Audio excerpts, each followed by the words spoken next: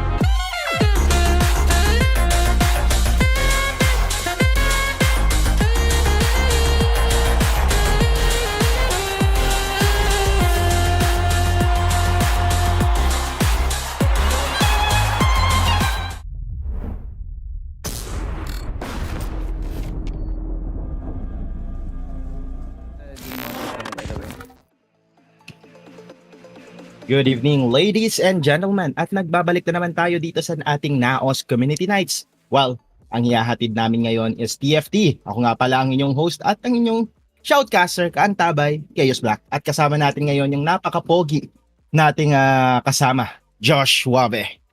Man, it has been a while. It's been a while. I think it's been 3 months since I've been here in the community nights, no? Or something like that. Ang dami naganap eh. I think the last time we were here was Dominator together. But hey, we're here now and it's TFT. Napakaganda ng... this recent patch of TFT has been so fun. We got a lot of new balance changes. Because when it started, I think we got a couple weeks of a lot of Jazz users. Now, marami na yung viable na comps eh. You got some Jacks. There's the EDM. Ano pa ba? 8-bit has been also very used in the ranked batters recently. Yeah, marami nga eh. Kanina nga tinalo ako ng Just Disco and I was like really mad. Like, what the heck, man? What the heck? Kasi nakuha ko yung tawag dito, augment na Gargantua something wherein yung stacks ng ng Titans Resolve mo is nasa 40 instead of 25.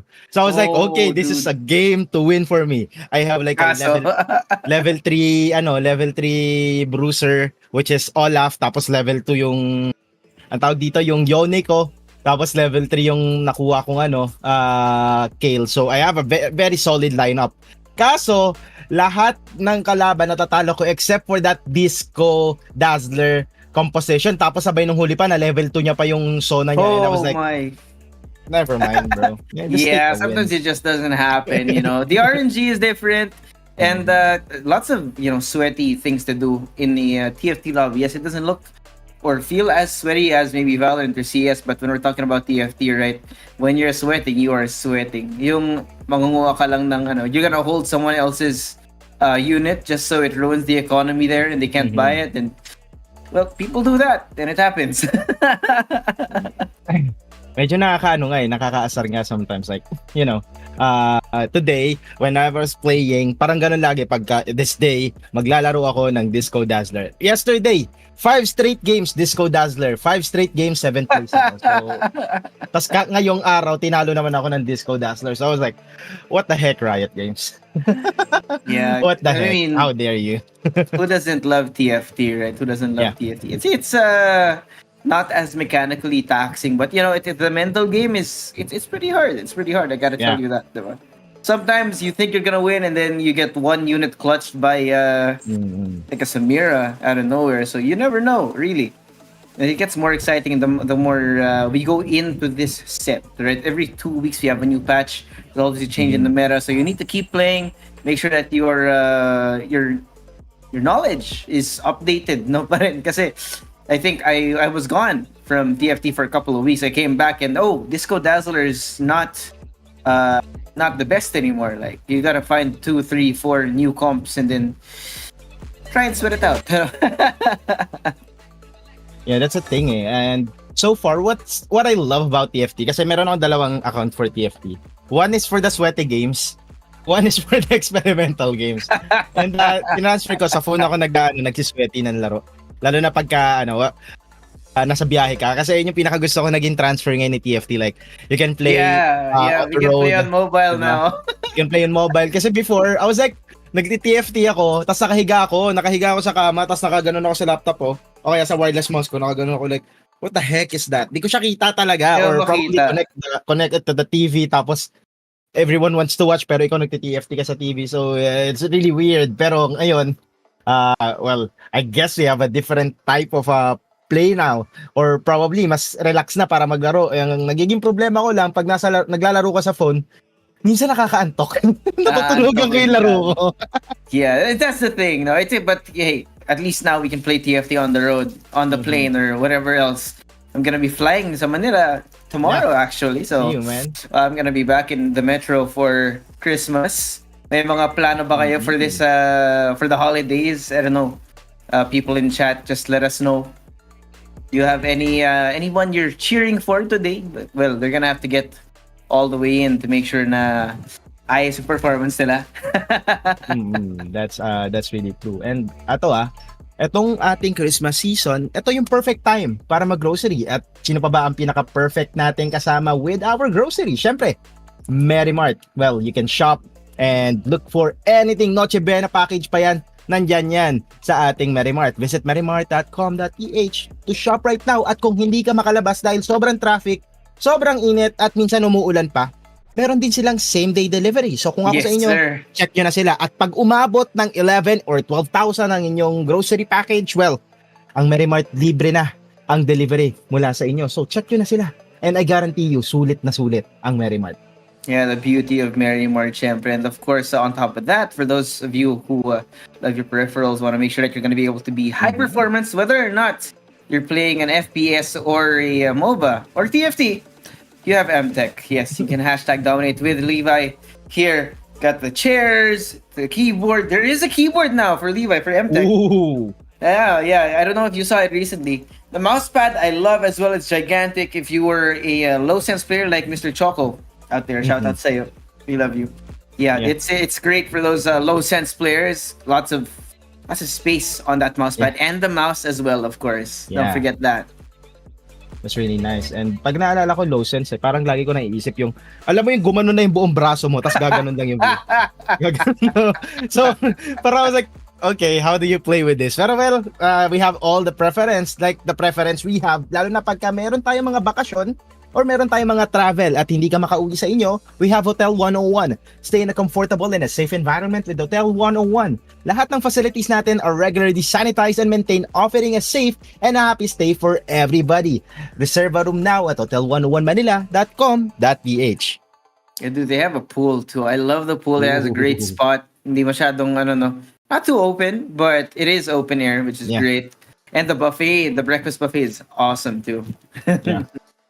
It's really good. At sa mga nanonood natin dyan, since naman tong TFT, what I love about TFT casting Joshua, napansin ko, mahilig yung mga watcher natin makipag-usap sa atin, or minsan yung mga naglalaro, sila rin yung mga watcher natin. So, as much as hindi naman to nagbibigay ng advantage sa mga manlalaro, pwede tayo mag-usap sa comment section if you want. And sa mga nanonood sa YouTube natin, well, 24% lang ng ating viewers sa mga nakasubscribe. So kung ako sa inyo, click that subscribe button, ring nyo na rin yung bell kasi libre lang naman yan. And Naos will definitely give you a very nice content every time.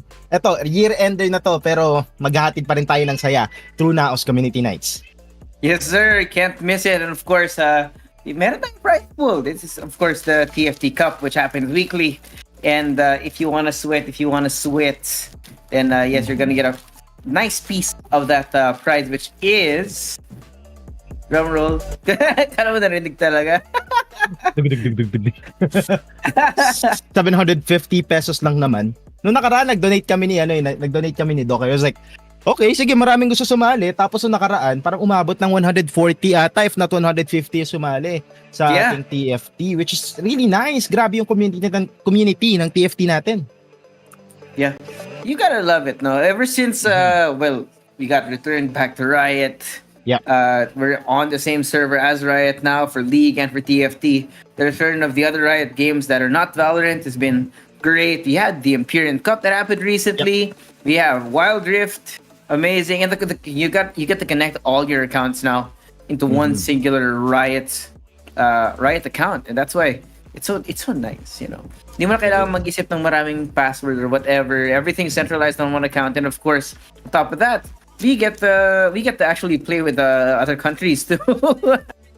Yeah, that's the thing. And you know, ang pinaka-nice thing talaga when you can play around with other countries is mas diverse actually. Parang di tulad dati na Garena was holding the League of Legends. So yung laro nyo is umiikot lang sa Pilipinas. So kung ano yung meta sa Pilipinas, yun lang talaga. Pero what Riot Games did, especially na una Valorant, tapos pwede tayo makipaglaro Southeast Asia and everything, the competitive edge rises and iba-iba yung laro, hindi lang siya Pilipinas. You can call it C server, or gusto mo maglaro ka sa Hong Kong, pwede ka maglaro sa India, you name it, you can play there, or gamit ka ng VPN. I'm not sure if it's that allowed, pero mas marami ka nang pwedeng gawin talaga when it comes to League of Legends, especially TFT na hindi lang puro Pilipino yung kalaro mo. I'm not saying na pangit kalaro ang Pilipino, but in my experience, na joke lang. Pero at least, di ba, you have other countries to play with right now.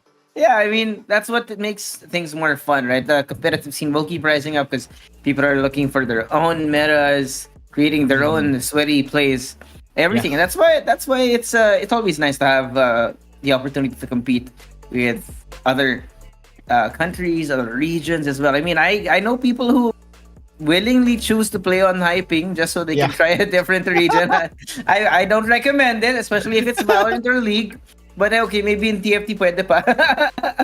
Yeah, that's the thing. And siguro sa una, pero natry ko dati, hindi ko nare-recommend to hindi ko nare-recommend. Pero before, I was like really itching on playing TFT on phone kasi na-release na siya in other countries before like Japan. Pero sa Pilipinas, it took longer because of the some things that happened there. Di ko bisado. Pero diretso tayo sa topic natin.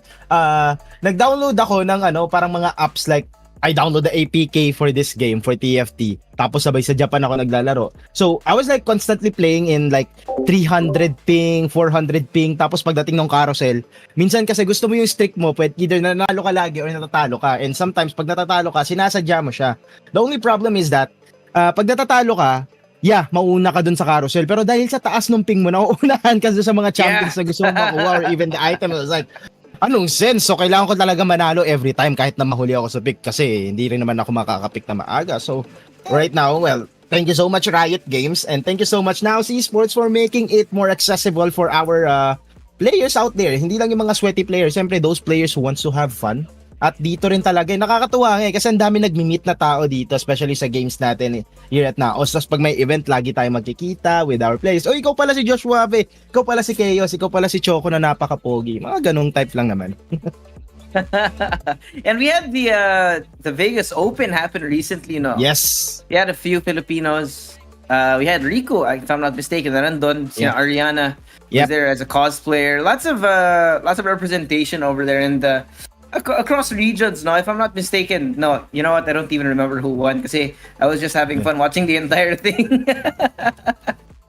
That's the thing. Tapos naalala ko pa yung nanalo doon is like, if I'm not wrong it's either Edgelord or a Crowd Diver type of lineup. Tapos nakita natin doon yung Titans Resolve na Yone na level 3 and there was like 1v4ing the whole lineup of a certain player na nag second place and he got a champion. Tapos ngayon everybody was using that Titans Resolve. Everybody was using Ginso. And last week akala ko sobrang broken talaga nung na yun ng ganong type of lineup. Pero when I discover like, hey, this type of patch right now, parang every single week or 4 to 5 days nagbabago talaga yung meta sa nakikita ko.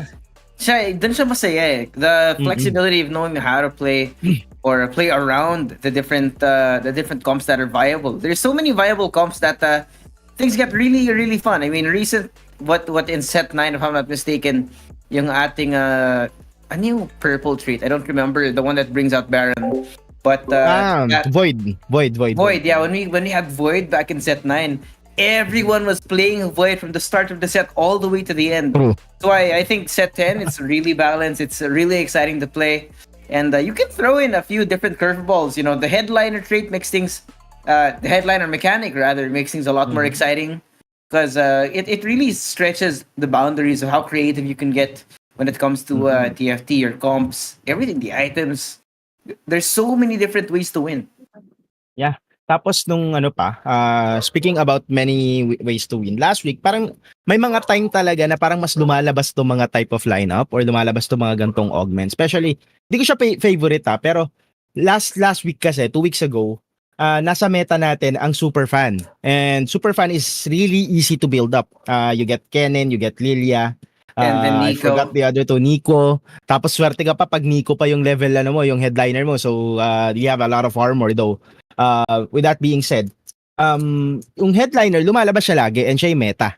Tapos, idagdag pa natin na laging lumalabas na augment, multi-talented. So, yung nagiging loophole ng isang lineup na super fan, which is, ang super fan kasi, sobrang sobrang one conventional lang talaga yung nila.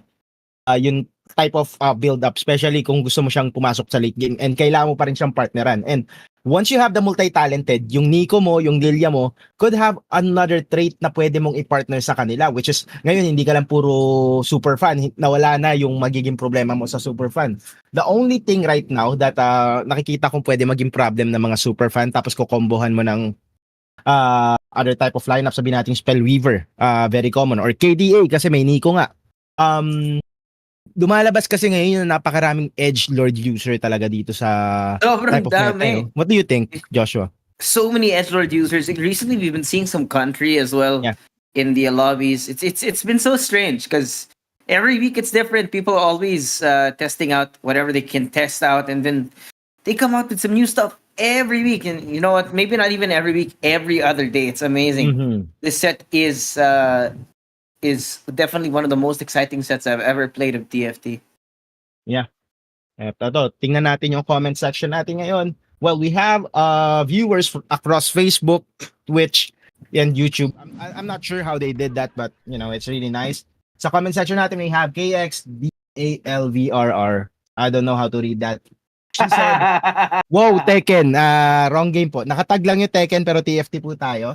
We're okay Sabi naman now. ni Wesley Ong, well, it's TFT. Well, kung nanonood ka ngayon and you think salungat yung thoughts namin sa thoughts mo, comment ka lang dyan. Pwede naman natin itong pag-usapan. Treat this as a, in a way, podcast. Kasi sobrang chill talaga ng TFT, to be honest. Yeah. What do we got for the portal? Looking interesting here. Ooh. Quite a few people starting it off with the. This is the part in TFT where you really have to decide. Yeah. No. I like the headliner mechanic because then it makes things a little bit more exciting. Where it's easier to flex away if you start seeing problems. Say, for example, somebody's holding your units, your Yeah. champ, and you want to flex away from that. Make sure that you're not gonna get bitten in the butt later by choosing to force that comp. And that's why headliner is so important as well in how TFT is played now in set 10. Kung titignan din naman natin ngayon, well, I think Daru pretty have a, you know, a good lineup right here. Kung titignan mo, it's heading kind of way of a Spellweaver, if not Disco. Oh, look at that. How lucky is this guy? He have a Gragas that is a Spellweaver. A Disco does have the Nami as well. Mind you, hindi ito pinili niya. It's just the RNG, and I don't know why RNG does that, but you know, I think he will have pretty much a big advantage early on the clear. Pero ang magiging problem niya is that, you know, Nami takes a time to stack up that damage, and Gragas together with Tarik doesn't have that much damage. So you need that clear. Actually, minsan early game ko pinapartneran ko ng Kaisa even if I'm not gonna go big shot just because Kaisa produced the damage you need early game. Yeah. That's the beauty of it, no? You need to have an understanding of how your front line and your back line works, which is why it's easy to flex away. If, kailangan mo ng holder ng item, at least early in the game, so you have everything ready later on when you get your headliner or your preferred champion up, sell away that back line and then put everything together. Yeah. And so far as we can see, that's an early Mordekaiser I see earlier. I just forgot who that player What is. a high roll. Yeah, it is a high roll to be honest. And I have to say though, Mordekaiser is really tanky. Sobrang tanky talaga niya. And plus the damage, whoever is around him though, you have to equip him with the items because mid game he's still good. Pero without an item, he's kind of squishy to be honest. Yeah, that's the thing. Ganun lang talaga. You need to be careful. This is why formation is really important as well. You need to have an understanding of how formations affect who gets targeted first here. So unfortunately dito for the side of Jatrowski, so he's gonna be in a little bit of trouble. Might be the first instance of damage para sa kanya. But of course, it's still early. It's fine. It is fine.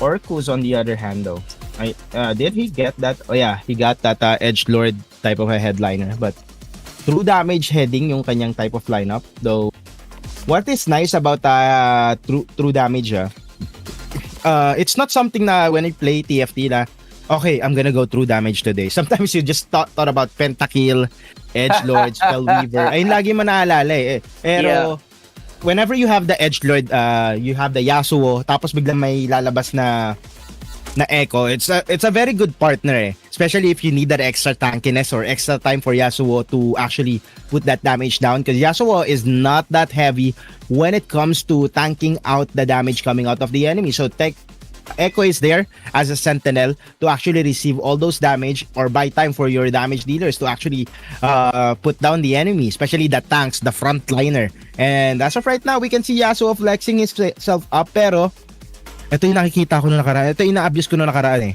Annie Lulu type of composition. Really crazy, really easy to build up. Spellweaver, I don't know if that's not broken. I don't know what that is. Pero, what the heck?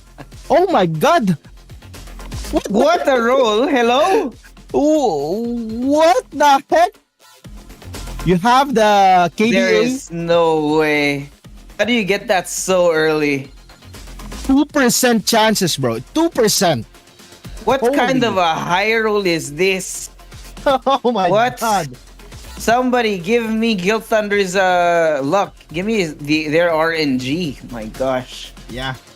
How does that happen? Never happens to me. He might be unlucky for the rest of 2023, and right now he's overusing all the luck. That's all the luck for the year used today. Oh my gosh. I mean, Am I what do wrong, we got? though? We got That- like 11 days left in the year. Yeah. Might as well use it, right? Later on, if the Lotto stores are open, might as well go there and try to bet your numbers right now. Yeah, wow. Yeah, that's gonna give Guild Thunder really comfortable, at least 3-4 combats. Finishing off the second stage, I think should be fine. Nice and clean for them. Might be eligible for a really good run later on. Might continue for all the way to the third stage as well.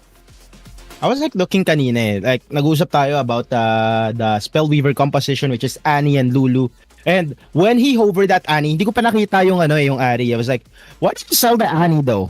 Why? And then when I saw the Ari, I was like, okay, sige. You go sell it. You go use that KDA and together with Seraphine. And right now he does have that long range though. The only problem is that the tankiness of his frontline is still not enough. And right now, this is interesting. True damage. I've seen a mix of that for quite a long time now. Pentakill, true damage, edgelord. You can never go wrong with that. There's a lot of flexibility, which is what I love about this type of composition. Yeah, it's one of those compositions that don't really require you to hard commit to it. There's flexibility here for you to get away. If ever something goes sideways, you can switch over. But right now, I think they should be in a really good spot. Orcus might still win this, even with the training dummy, which is over there protecting the Corki. It's not going to be much. Getting all this damage again. The life steal coming in from the Yasuo is great. You know, to be honest, I really love how Riot Games actually make this game more fun for everybody. Kasi before, there's like a patch ng TFT where in my vein, yung vein nata noon parang 3 cost siya, tapos pagka level 2 na yung vein mo, you just put 2 Ginso on vein, tapos yung double BF sword wherein dati nag-stack yung damage whenever you kill someone, there's like plus 30 damage para dun sa killer. Tapos si Vayne was like, ang skill niya, para siya naka-ultimate tapos sabay magta-tumble siya. So in V, you cannot target her. You got 2 shots tapos tumble, target again, then tumble 2 shots. You can 1v4 or even 1v5 the whole enemy, to be honest. So why it's like a patch like that. Again, this set has been so nice. There's flexibility for everything. And I think it really comes down to like the nitty-gritty of how you build up formation, your items as well. Now, Okay. what? Can he survive this? Nah. No. You see the Nami skill getting used up. It's not gonna be fun. Yep. I thought Luca Tim might finally get a win. Looks like not having the best time here, but down in top 6 at least for now. It is too early as well, but they should be able to get some items that might be able to help them out here in the third. What the dog doing? What the dog doing? Okay.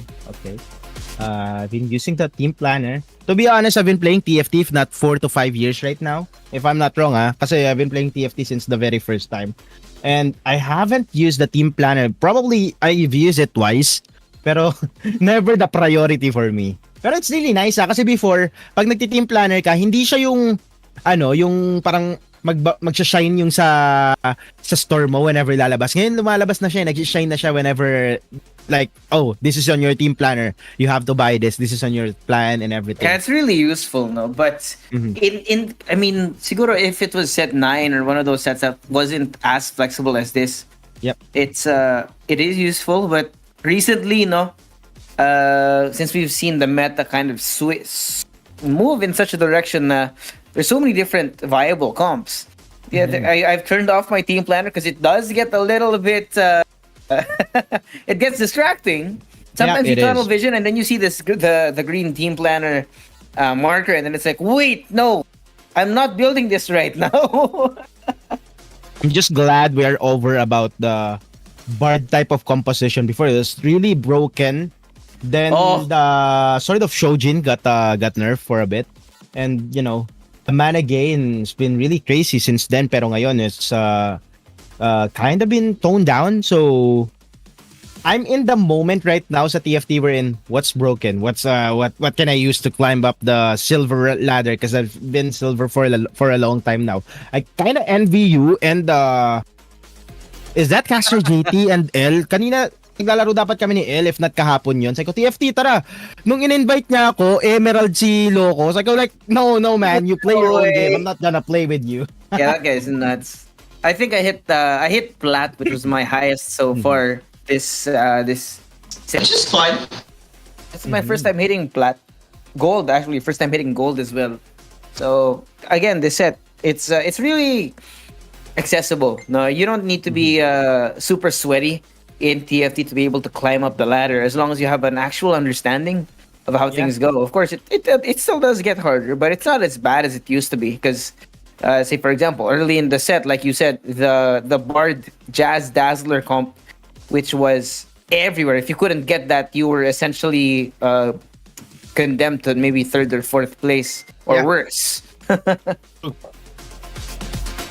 So right now, may mga gantong thing about TFT. Like, there's a thing called tukso, to be honest. Kunwari ito, sa bench mo, may Kale, may Olaf. I was like, oh, it's a day for pentakill. Tapos sabay, 3 sunod na roll, walang lumalabas na pentakill.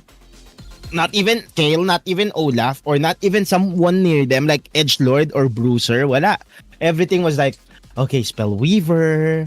The next one, we're gonna send you to Annie's, or even Ari, tulad kanina. So, I was like really crazy. And sometimes medyo nalilito rin ako at first kasi nung una kong tinry tong TFD ngayon, especially this patch, I was like, I thought Zed was an edge lord. Well, physically, he does have that edge, he does have that sword, but he's not though. He's a crowd diver. And crowd diver right now, I'm not saying it's bad, pero it does require you to have that that tankiness in front. Sabi nating Evelyn can have the items for tankiness, pero it's just not enough. Especially, halos lahat talaga ng crowd diver is melee. Tapos lagi sila nag-uunahan sa harap. Tapos di mo alam sino magtatank ng damage kasi nasa dulo na bigla si Yone, nasa dulo na bigla si Zed or si Viego, and I'm not really sure how to manage that one right now. Especially, yung effect ng crowd diver would just proc whenever one of your members dies. Yeah, that's not fun. But hey, Crowd Diver has actually been when you have the Jax as your headliner. I think Crowd Diver is one of the most powerful comps right now. Where you get Jax as the headliner, if you can get Zac and Zed early, you've essentially won. Oh, the EDM. EDM, Jax, and Crowd Diver, which is absolutely disgusting, right? When you choose your EDM mixer, put it on Zac. It's essentially so hard to get to hit your units, your champs. So it essentially gives you a free pass to do as much damage as you want. I haven't played EDM for quite a while now. Okay, I'm gonna put it on my notes list. Play EDM. Okay, later on we play EDM. Kasi I've been seeing EDM eh. Tapos nakikita ko before like they've been putting the mark on Lux, especially whenever they play EDM, so that you can have that cross map Lux ult. Yung parang pa-X na biglang mag-shine dun sa screen mo. That's what they do. And I was like thinking, it's not enough damage though. Even kay Cartus, napansin ko yung Spellweaver right now, you still need the support of an AD at least, or probably heavy damage on your tank. Sabi nating level 2 yung Yorick mo, and you put the tanky items and you don't have to worry about damage items kay Yorick kasi whatever happens, you will produce that natural damage na meron siya. But anyways, going forward... What is this Senna headliner? Rapid fire? Is this rapid fire? It's a rapid fire headliner with a jeweled gauntlet. There's so much damage coming from the Senna, which What's the has first not item, though? been touched. What is this? What's the first item though? That's a question I have. Is that a Spear of Shojin, I think? Sunfire. Oh yeah, that's a Sunfire cape. How does Sunfire affects the game here? I mean, as far as I know, you put damage on close proximity. Yeah, does it work? Or as the backline. I see. I think he have that augment wherein pagka namatay yung isa, babagsak yung item niya, mapupunta sa teammate. Oh yeah, kasi you got the belt here on Senna. Yeah, I was like thinking, what the heck? He put the Sunfire on Senna, but okay, the realization comes in later on. Sometimes you just gotta let it cook, then we find out, right? So Yeah, look at it right now. Silver on true damage, that's a great way to be sitting for Orcus. Right now, top of the lobby. So there's so much damage. And the way that her their comp is built, right? Senna is unreachable. True. Though, right now, last week kasi nagkas kami ni Doc eh. Nagkas kami ni Doc ng TFT and he was constantly saying that the healing orbs is crazy, the Harmacy is crazy and everything. And for this past week, I've been choosing Harmacy and Pharmacist, yeah. Pharmacist and healing orbs for quite a while now. And I was like, doesn't work like Doc said. Then I remember that guy only plays like a Punk and Mosher. And I was like, okay, I give up, bro. Hey, Pharmacist is amazing, especially when you get that Omnivamp. Yeah. Right? Your Hand of Justice, your Bloodthirster, whichever it is. When you get that along with the Pharmacist, again, your AD, your ADC in the back is almost unkillable. Basically a guaranteed win as long as your front line is as tanky as you can ask for. Right? So at least so far in this lobby, we got 2 on fire right now at top. Both standing at 94 HP. That's Orcus and Tethrovsky. What's in the world? They're just dominating this lobby right now. One of the players actually got a headliner, which is Mordekaiser. I'm not saying that's bad. That's actually really nice. Mordekaiser as headliner. That guy. Headliner. Sentinel. That sounds insane, actually. Sentinel and Superfan. Oh my god. I can't wait. Wow. Yeah, this guy's not gonna let this more than the front. Depending on, look at this. You got from the Ari, you've got some lifesteal, which is sustaining your Mordekaiser, who is the only target of all the enemy units. How do you beat this? Look at this. No one's looking at all the other units. There's just so much healing coming from the Ari.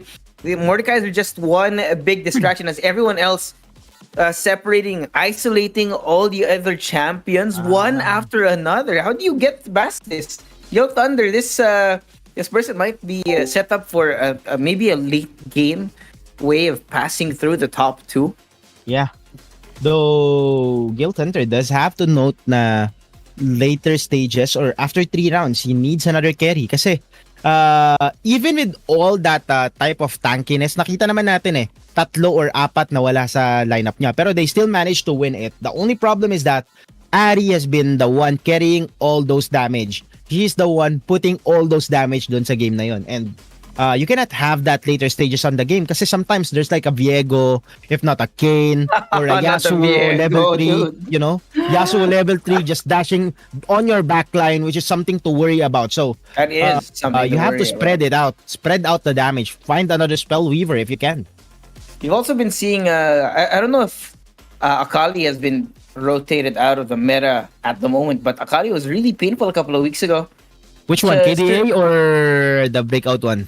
I think The it one was through damage. it was true damage, which was Yeah. disgusting. It is. And as of right now, look at the heals coming in, but not tanky enough for Daru.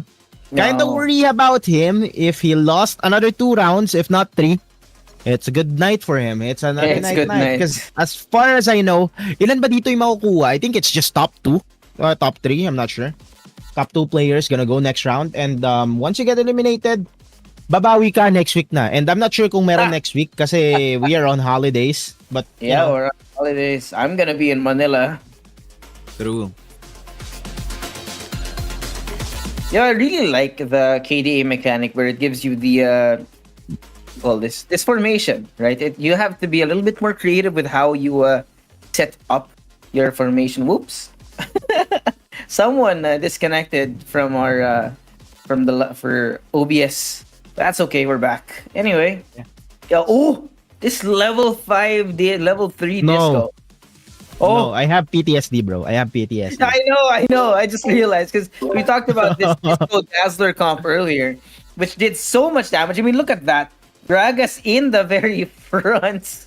Yes, you got the Mordecai here, but there's just so much damage coming in from behind as well. I'm getting scared just looking at this Twisted Fate. I hope you die. I hope you die. Yes. Yes. Yes. This misfortune. Playing with the Death Blade, Spirit of Shojin, and the Genso's Rage Blade. What in the world is this? It was actually a really good build there. Where you saw actually the way that the front line was just getting deleted by this misfortune. Yeah. So towards the end of that combat round, it was just a little bit too late. Yeah. So at least for that person in particular, whoever was using or who was up against them, they're definitely gonna need to upgrade maybe some items or switch things up in the front line. Hopefully for them, because right now we've got 3 players on the verge of death. Yeah, that's true. And I want to get back to that misfortune topic earlier that you're talking about, though. Misfortune items that he have, the Spear of Shojin, the Ginso, and that bonus damage, the 2BF sword. I kind of forgot the item, but The Death Blade, yeah. the Death Blade. Here you go. I'm kinda not sure if I'm biased, but I'm kinda not a fan earlier of misfortune type of carry, especially for big shot. I'd rather have Kaisa because for quite a while now, misfortune does produce the damage, but it took her a lot of time though. Took her a lot of time, and those items actually that he have actually kind of solve that problem though. You still need those another big shot for him or her to actually have another stats because misfortune even in level 2 pretty much item and stats reliant. I'm not gonna lie.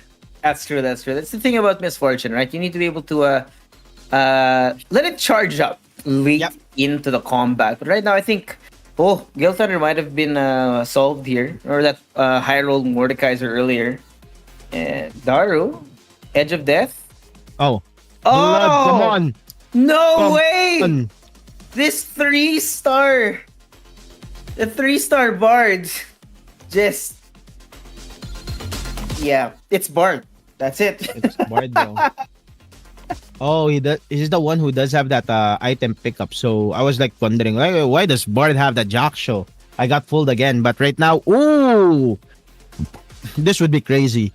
I've been using Lulu for quite a while now. I put Ginso on Lulu most of the time, and I was like thinking like, if I cannot get Bard, I think Lulu would be much better, especially you can actually partner it with your Dazzler Disco type of lineup because Lulu is pretty much a partner for Ziggs, who is still a Dazzler too. Ziggs has been fun. Although we haven't been seeing a lot of Ziggs recently. Yeah, I think it was also the same time that I disappeared for a couple of weeks, right? Ziggs was kind of at the high priority pick. But, looking at this now, is that a Gragas in the front? Yeah, What am I looking at? I just hate the fact that Ziggs is only a single target type of ability, which is I'm not a fan of. I was thinking earlier on that I would still prioritize the Twisted Fate more than Ziggs if I have a choice, but you know that's still a level 5er. Even if it's a single target, still a huge damage though. Yeah, that's the thing, right? When you again, there's so many ways to win, right? You can go Yeah. fast 9, fast 8, get your 5 costs, 2 or 3 of those 5 costs, maybe the Alawi here, not the Nyla, and then there's just so much damage done.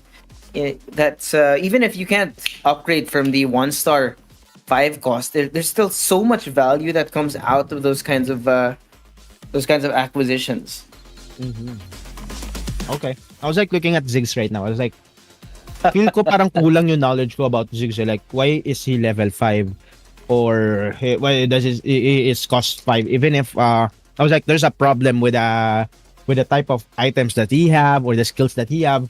Actually, yung Chaos Theory pala na ability niya, yung ult na meron siya, he actually shreds the enemy's magic resist whenever he throws the damage. And you have to note out na whenever babagsak siya sa enemy, merong mga lumalagpas na bomb. Parang si Bo sa Farlight, parang gano'n yung ult niya, di ba? Yung Yeah. So nag-spread yung bomba. So may ganong effect si Zig. So anyone who's around the target would actually have 30% magic resist shred on their on their item. So it's a good partner, especially for Twisted Fate.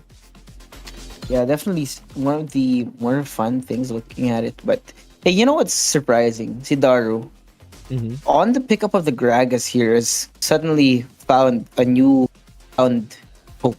No, he hasn't lost a single round in the last 4 or 3 combats here. So again, this is where being able to flex away from poisonous comps at the end. 3-star. A 3-star Senna. This is the same Senna we were looking at earlier. Yeah. As the backline, is it? I think. What the That's heck? Nasher's Tooth, Shojin, Spear Shojin, and the Jeweled Gauntlet. Yeah. In the back, of course. Again, the same. The headline on the Senna Orc is still not dropping it. But yes, they have lost their streak. But definitely a great place to be sitting. I don't know about the placement of Senna towards the center, but well, the front line is tanky enough to survive for a long time, giving Senna the time to actually ramp up towards the end. Does Senna have a what do you call that? A class wherein she can actually partner up with Lucian? Wait, no, nah, they don't have. Lucian is Jazz, Big Shot, and how dare Riot is? How dare they? The husband and wife doesn't have any synergy. What the heck? Kill Thunder. Yeah, that's not fun. Yeah. Again, remember when it gets to the late game, once people are able to level up to level 7, level 8, even if you're at the top, you're kind of not safe. So now we're down to the last 4 players in the lobby. Look at him hanging on by a thread. He cannot lose a single round from now on. So there's a little bit of pressure here as we're counting down the seconds. If he You can move the survive, disco ball. you can move the disco ball. You can move the disco ball. All this time, what the heck? I've been spamming it yesterday. I lost 5 times. I was like, bakit nasa likod yung disco ball ko? I didn't, you can move it. What the Now heck? you know. Oh my god. Again, the more we learn, right? Oh my god. I kind of feel bad for myself right now. You didn't know you were unwillingly inting yourself. Yeah, true. Again, this Senna, look at this. The damage from the Jeweled Gauntlet, right? Giving the Omnivamp. Oh my And god. just so much going on here, right? On the front line, you've got I'm mistaken. Yeah, it's Nico. So much value out of a Nico late in the round. And now Gil Thunder has been struggling, actually. Oh. Remember, that was the early pickup of the Mordekaiser, which gave Gil Thunder the chance to stack up those wins early on. But now, yeah, it kind of falls off, rather, towards the end. Why does Luka team have minus 114? What the heck? I don't know. I was like looking at them. Okay, 0 health, tapos sabay minus 114. But It happens. anyways, yeah. Anyways, pentakill lineup. Now we have the Cartus. Though right now, whenever I see Cartus on my game, I was like, thinking about the fact that you need to rely on the side of Sentinels. Like, well, why? Because Cartus actually do take time to gain those mana to actually use the ult. And at the same time, one ult for Cartus is not enough to actually shred the backline of the enemies or the carries that they have. So, sometimes it took three types of abilities still. And as of right now, he does have that Shojin though, but would it be enough to actually win him this skirmish? That's gonna be a question of whether or not they have the survivability. Gil Thunder might be in a good place. Look at this. Lots of damage being done, but the backline has been pierced. That's not Akali, good. look at Akali. Akali's smurfing, bro. Akali's smurfing. No. Oh my Yeah, god. again, there was an attempt, but Gil Thunder still falling from grace. No, I think there's been like 3 or 4 losses in a row for Gil Thunder. So I think it's safe to say that the top 2 are gonna be fighting in a bit unless Gil Thunder can roll a miracle here in the next round. Have to stay alive, right? If they can still stay alive, right? But hey, at least for them, Gil Thunder has already clinched the top 3 spot, which is the top 3 are gonna be moving forward. Yeah. For me, it's just bragging rights right now, and I love bragging rights, and I love XP. Kasi may I'm not sure if may XP pa rin to, pero you know, if you win, you win. And as of right now, 3-star Echo in the front. What is this? How did you build this, Jethro? No wonder they can't kill him.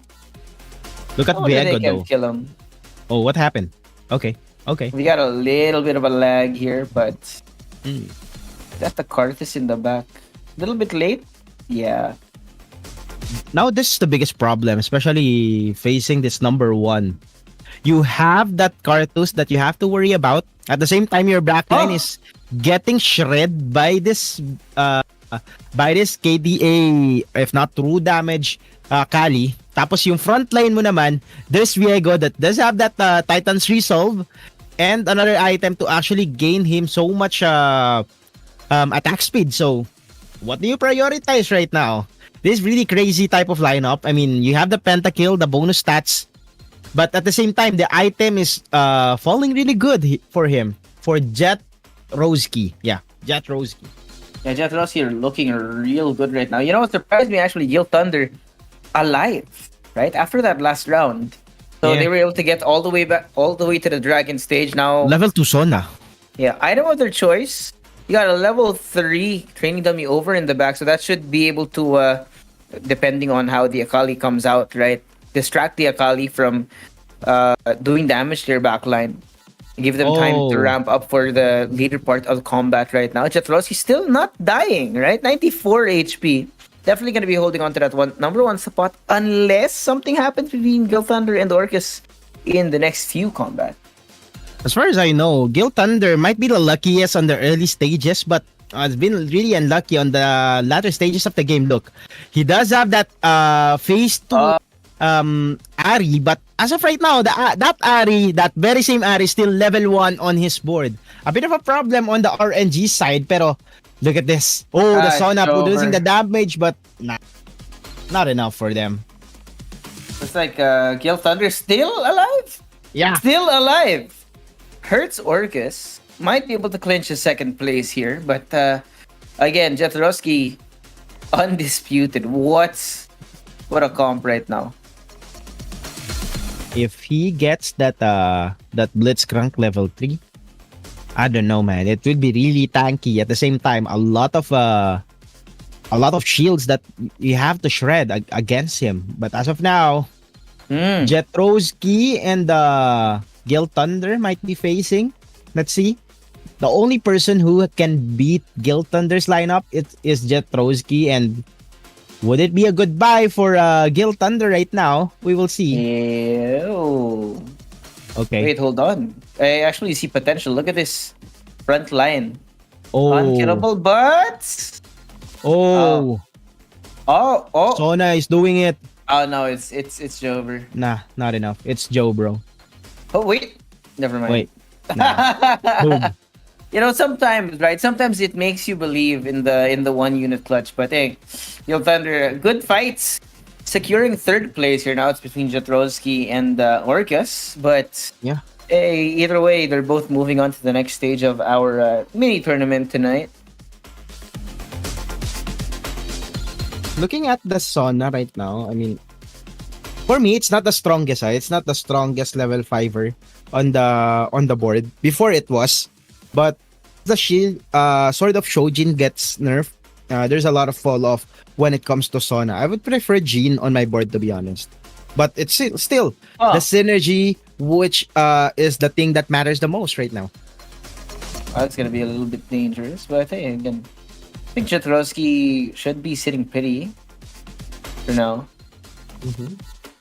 Yeah, that's no small margin. That's 5 units still very much alive in the end. So I don't know what Orcus can do at this point, right? Unless they do have a lot of gold to roll and maybe a surprise pick against Jetrowski change things up. But I don't think there's much they can do.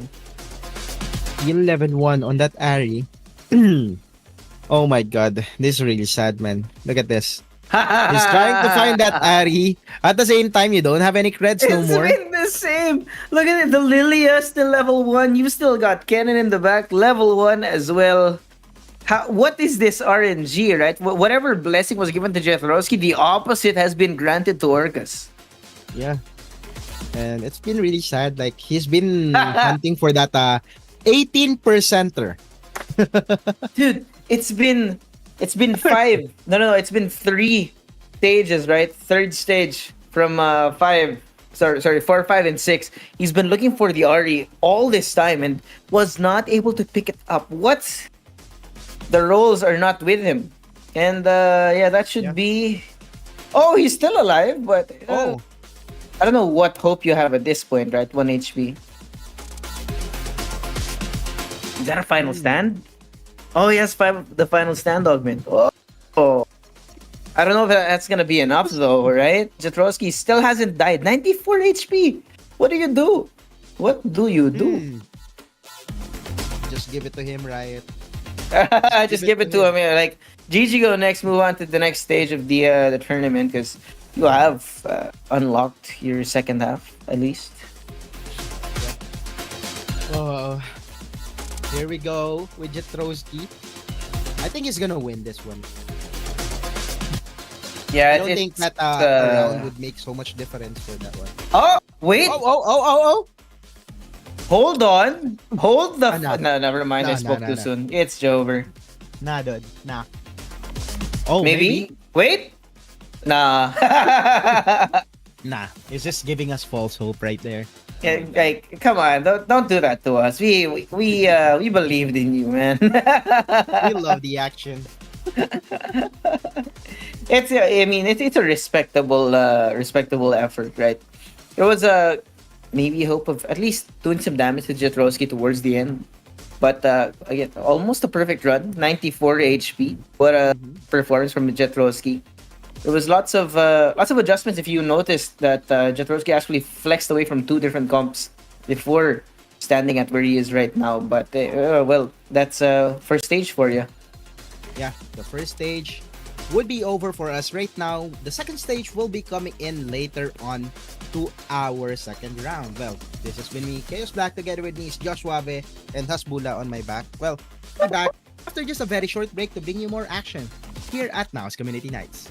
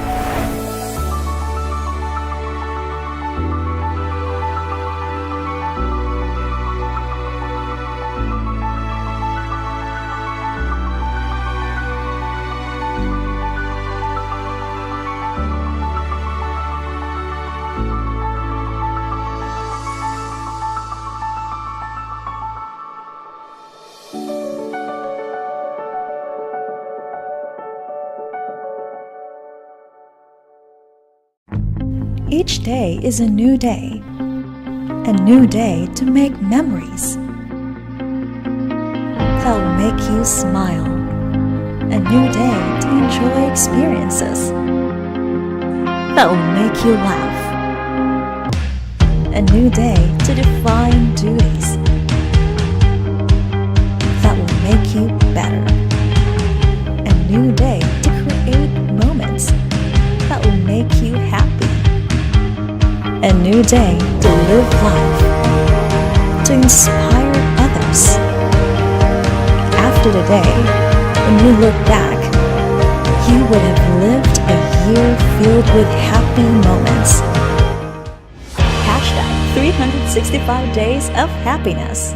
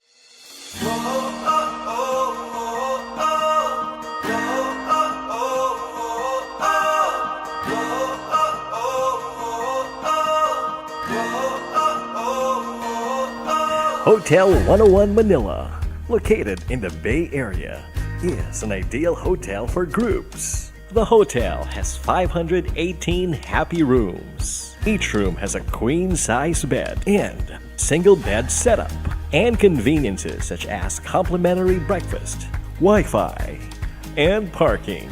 It also has a dedicated shuttle service for events, going to wherever your convention might be, in the World Trade Center, PICC, Mall of Asia Arena, or SMX Convention Center.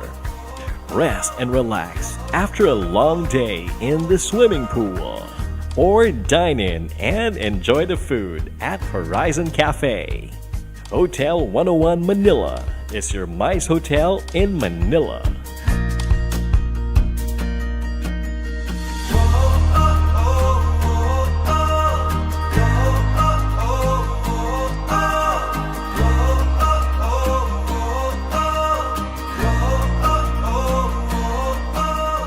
Happy to meet you in Iloilo, especially at Injap Tower Hotel, your gateway to Iloilo history and culture, and Western Visayas' many adventures. The hotel has 194 happy rooms, a swimming pool, gym, and a spa, and meeting rooms at Horizon Cafe on the 21st floor with unparalleled city views. Injap Tower Hotel is your choice whenever you have meetings, conventions, and events in Iloilo. Its central location just across SM City, Iloilo, and nearby the Iloilo Convention Center and the Iloilo Business Park makes it more convenient for guests to go around and make the most out of their every stay. Happy meeting you at Hotel 101 Group.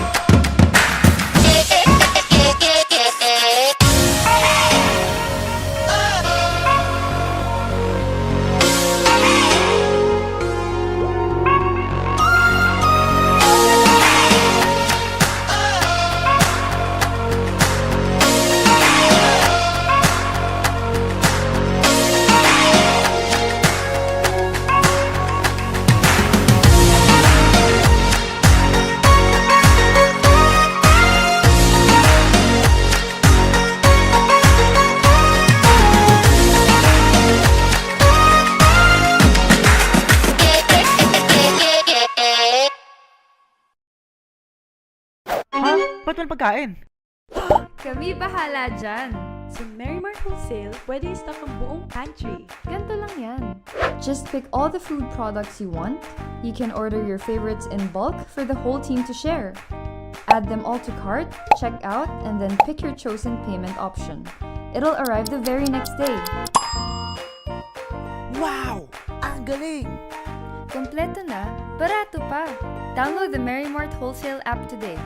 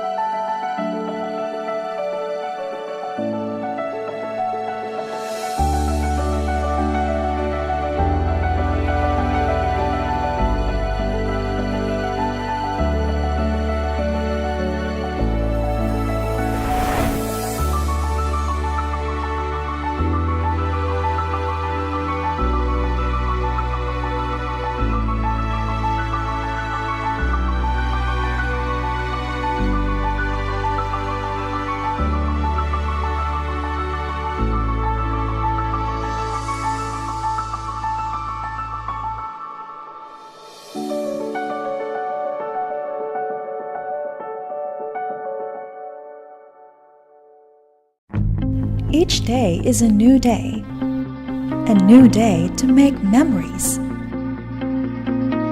that will make you smile, a new day to enjoy experiences that will make you laugh, a new day to define duties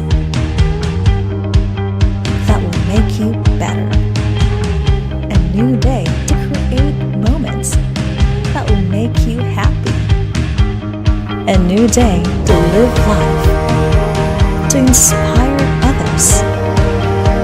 After today, when you look back, you would have lived a year filled with happy moments.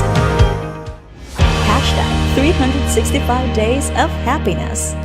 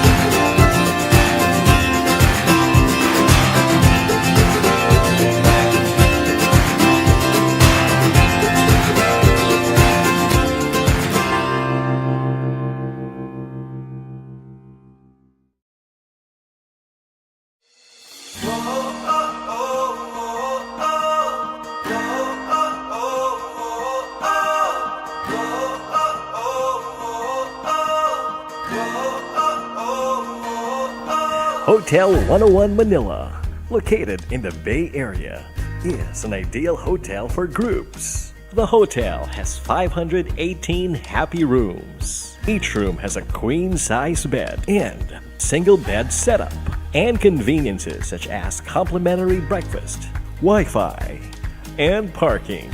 It also has a dedicated shuttle service for events, going to wherever your convention might be, in the World Trade Center, PICC, Mall of Asia Arena, or SMX Convention Center. Rest and relax after a long day in the swimming pool, or dine in and enjoy the food at Horizon Cafe. Hotel 101 Manila is your MICE hotel in Manila.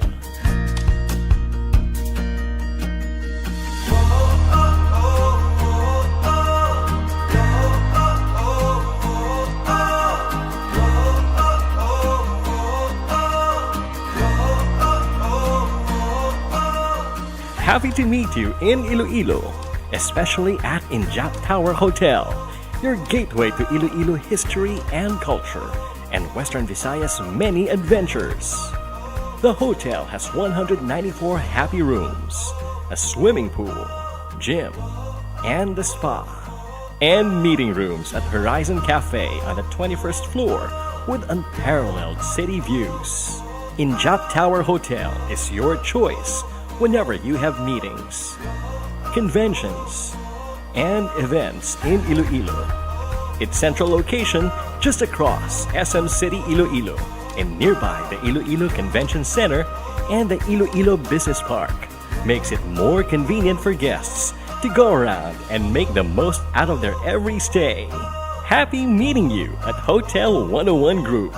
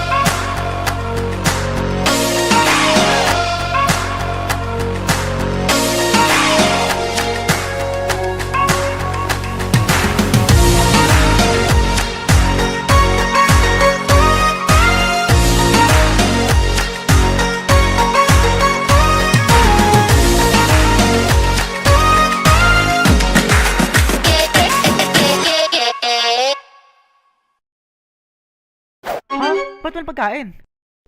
Kami bahala dyan. Sa Mary Mart Wholesale, pwede i-stock ang buong pantry. Ganto lang yan. Just pick all the food products you want. You can order your favorites in bulk for the whole team to share. Add them all to cart, check out, and then pick your chosen payment option. It'll arrive the very next day. Wow! Ang galing! Kompleto na, barato pa. Download the Mary Mart Wholesale app today.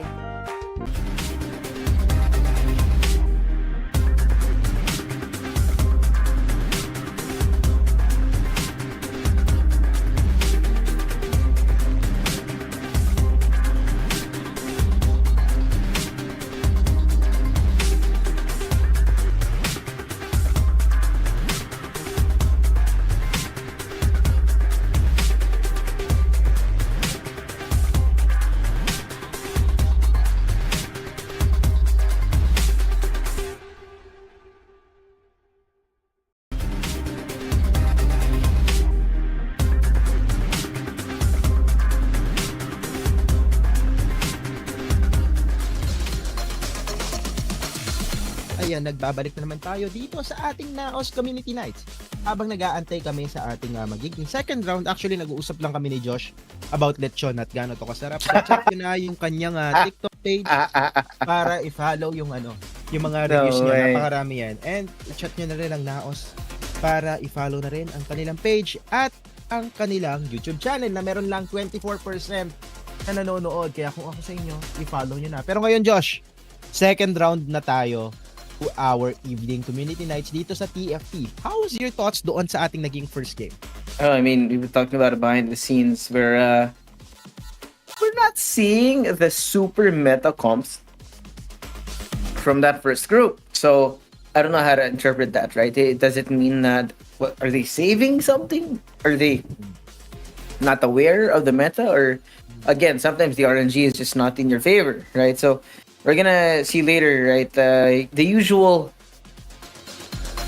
comps that we see, right? Hopefully, maybe in Group B we see something a little bit more on meta or quite a few more viable comps. Because it's not fun when one guy doesn't die for 90% of the game. That's true. That's very true. And kanina I was like feeling a bit sad kay Gil Thunder kasi it does have that really nice lineup na meron siya. 6 Sentinel and the headliner which is Mordekaiser. Really good. Napakaganda pero at the end of the day, hindi siya naging lucky dun sa RNG ng niya ng the rolls were not working, man. The rolls level 1 yung niya. Level 1 yung Ari, level 1 Lilia. So the KDA mix when it comes to Sentinel is not that good. Kasi medyo nahirapan talaga siya. But he cannot take out that Lilia kasi or else mawawala yung buff na meron doon sa Sentinel which is, it requires 6 types. Meron ng 2 sa Mordekaiser, 4 sa other kakampi niya which is Echo and the other champions. Pero, it does happen sometimes, Yeah, it happens. Sometimes the RNG is not in your favor and that's how you're getting better at TFT. When you understand how to make sure the RNG does end up in your favor, or minimizing your the bad rolls, minimizing bad things happening. Kasi it is based upon luck, but the skill comes in being able to adapt to the circumstances that are at hand. Sometimes it's really nice to play TFT and just enjoy it. Pero may mga builds talaga na it's easier to build up even if the RNG is not on your side. Like, sabihin natin, Super Fan, it just requires you like 3 to 4 champions. So, it's not that hard to actually get that. Idagdag mo pa yung Spell Weavers natin or yung Lulu Ziggs type of a lineup na wherein 2 lang sila yung kailangan mo. And right now, it's actually something that you can combine. Like, kunyari, meron kang Ziggs and Lulu. I just forgot kung ano yung meron sila. Meron silang meron silang trait na 2 lang silang meron doon. Tapos the others is Spellweaver, you have the Dazzler, you have the Disco on the other hand. So there's a lot of combination. And kung titignan din natin kanina, wherein si Jethro yung nanalo. I just forgot yung ending ng pangalan niya, basta Jethro something. with the Disco Dazzler lineup that he have, tas idagdag mo pa yung sustain na meron doon sa frontline niya, I think it's just really hard to actually eliminate him with that. Yeah, it was just very well built, that comp. Kasi all throughout, right? During the times that there should have been a power spike for the opponents, Jethroski was able to shuffle things around in such a way na maintain niya yung dominance throughout the entire first game. I mean, in that group, he got 94 HP at the end, having only lost, I think, 1 or 2 combats. So that's saying something. Kasi that doesn't happen a lot. Well, it doesn't really happen a lot though. What happens a lot right now sa nanonotice ko is a lot of teams actually combine their lineup with Pentakill. Kasi Pentakills is really flexible. You can actually go in a game tapos isipin mo, okay, I go Pentakill. One way or another, you will get a minimum of 3 to 5 pentakills on your board. And at the same time, usually pag naka 5 pentakills ka, you have a minimum chance of winning na 4th place, if not 3rd or 1st kung meron kang na-combine sa team nila. The only problem is that pentakill is dependent on carries. Kasi pentakill alone doesn't have that heavy carry. Sabihin natin meron kang Yorick that does have that heavy damage, or a Cartus. Sabihin na rin natin Viego, pero it goes on the later stages of the game, and sometimes your health on your tacticians won't be enough to actually build up that carries na meron ka. Minsan 20 na lang health mo or 15 na lang health mo, tapos level 1 pa yung Viego mo, inaantay mo pa dumating yung Yorick, inaantay mo pa dumating yung Cartus. So sometimes you cannot just wait. So at the same time, it's really important to combine traits or classes with each other. And if you find that perfect recipe of winning, I don't see you losing the game actually. Yeah, that's the thing, right? I mean, even in the last set, I think there was a comp bruiser where you would have to bleed on purpose for at least 3 or 4 combats before you could actually do something about it, right? And there are actually situations wherein you do want to be able to bleed out, get the gold streaks. Pag when you do have a streak of losses, then you roll, you hyper roll for that one specific unit that you're looking for, and then all things go well. Pero again, it's about how you really play around the lobby. Important din to pay attention to who else is in the lobby, who else is building something that might be similar to yours. You need to really have an understanding.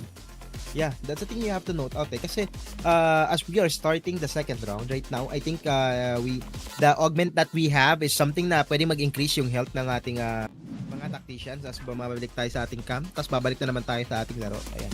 Balik-balik lang tayo. Don't worry about it. Pero andito na naman tayo to bring you more action dito sa TFT. Pero ibalik natin sa usapan kanina we're in.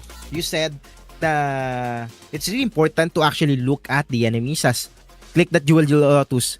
Click the jewel lotus. Why? No! Okay. What? Why? Why? What? Actually, you know what? Fine, I respect it. Orcus had a pretty good run in the first group. So maybe he has something in mind. I mean, look at this already. Corky, headliner in the back, might be an 8-bit build or a KDA. We'll see. 8-bit is actually very flexible as well. I think when you have a Riven built up in the front with just the right amount of items, right? Healing and, if I'm not mistaken, Sunder items, the Riven is really useful. It is actually really useful though. Team planner. I can see that EDM coming in. We talked about this right now. When you don't have Jax. We didn't have Jax EDM comp in the first group, and I think we might see it now. And again, this Jax comp, the one with Nar and Richard Fate, is absolutely disgusting, dude. You're guaranteed at least a top 4 placing. Yeah. And what I love about the EDM lineup is you don't need so much. You have the Lux, you have the Jax, you have the Zac, you have the Zed. Though it's pretty much spread out. The only trait that they share with is EDM. Not like the others, like, okay, you have the Dazzler and Disco, then you have the Dazzler and Disco.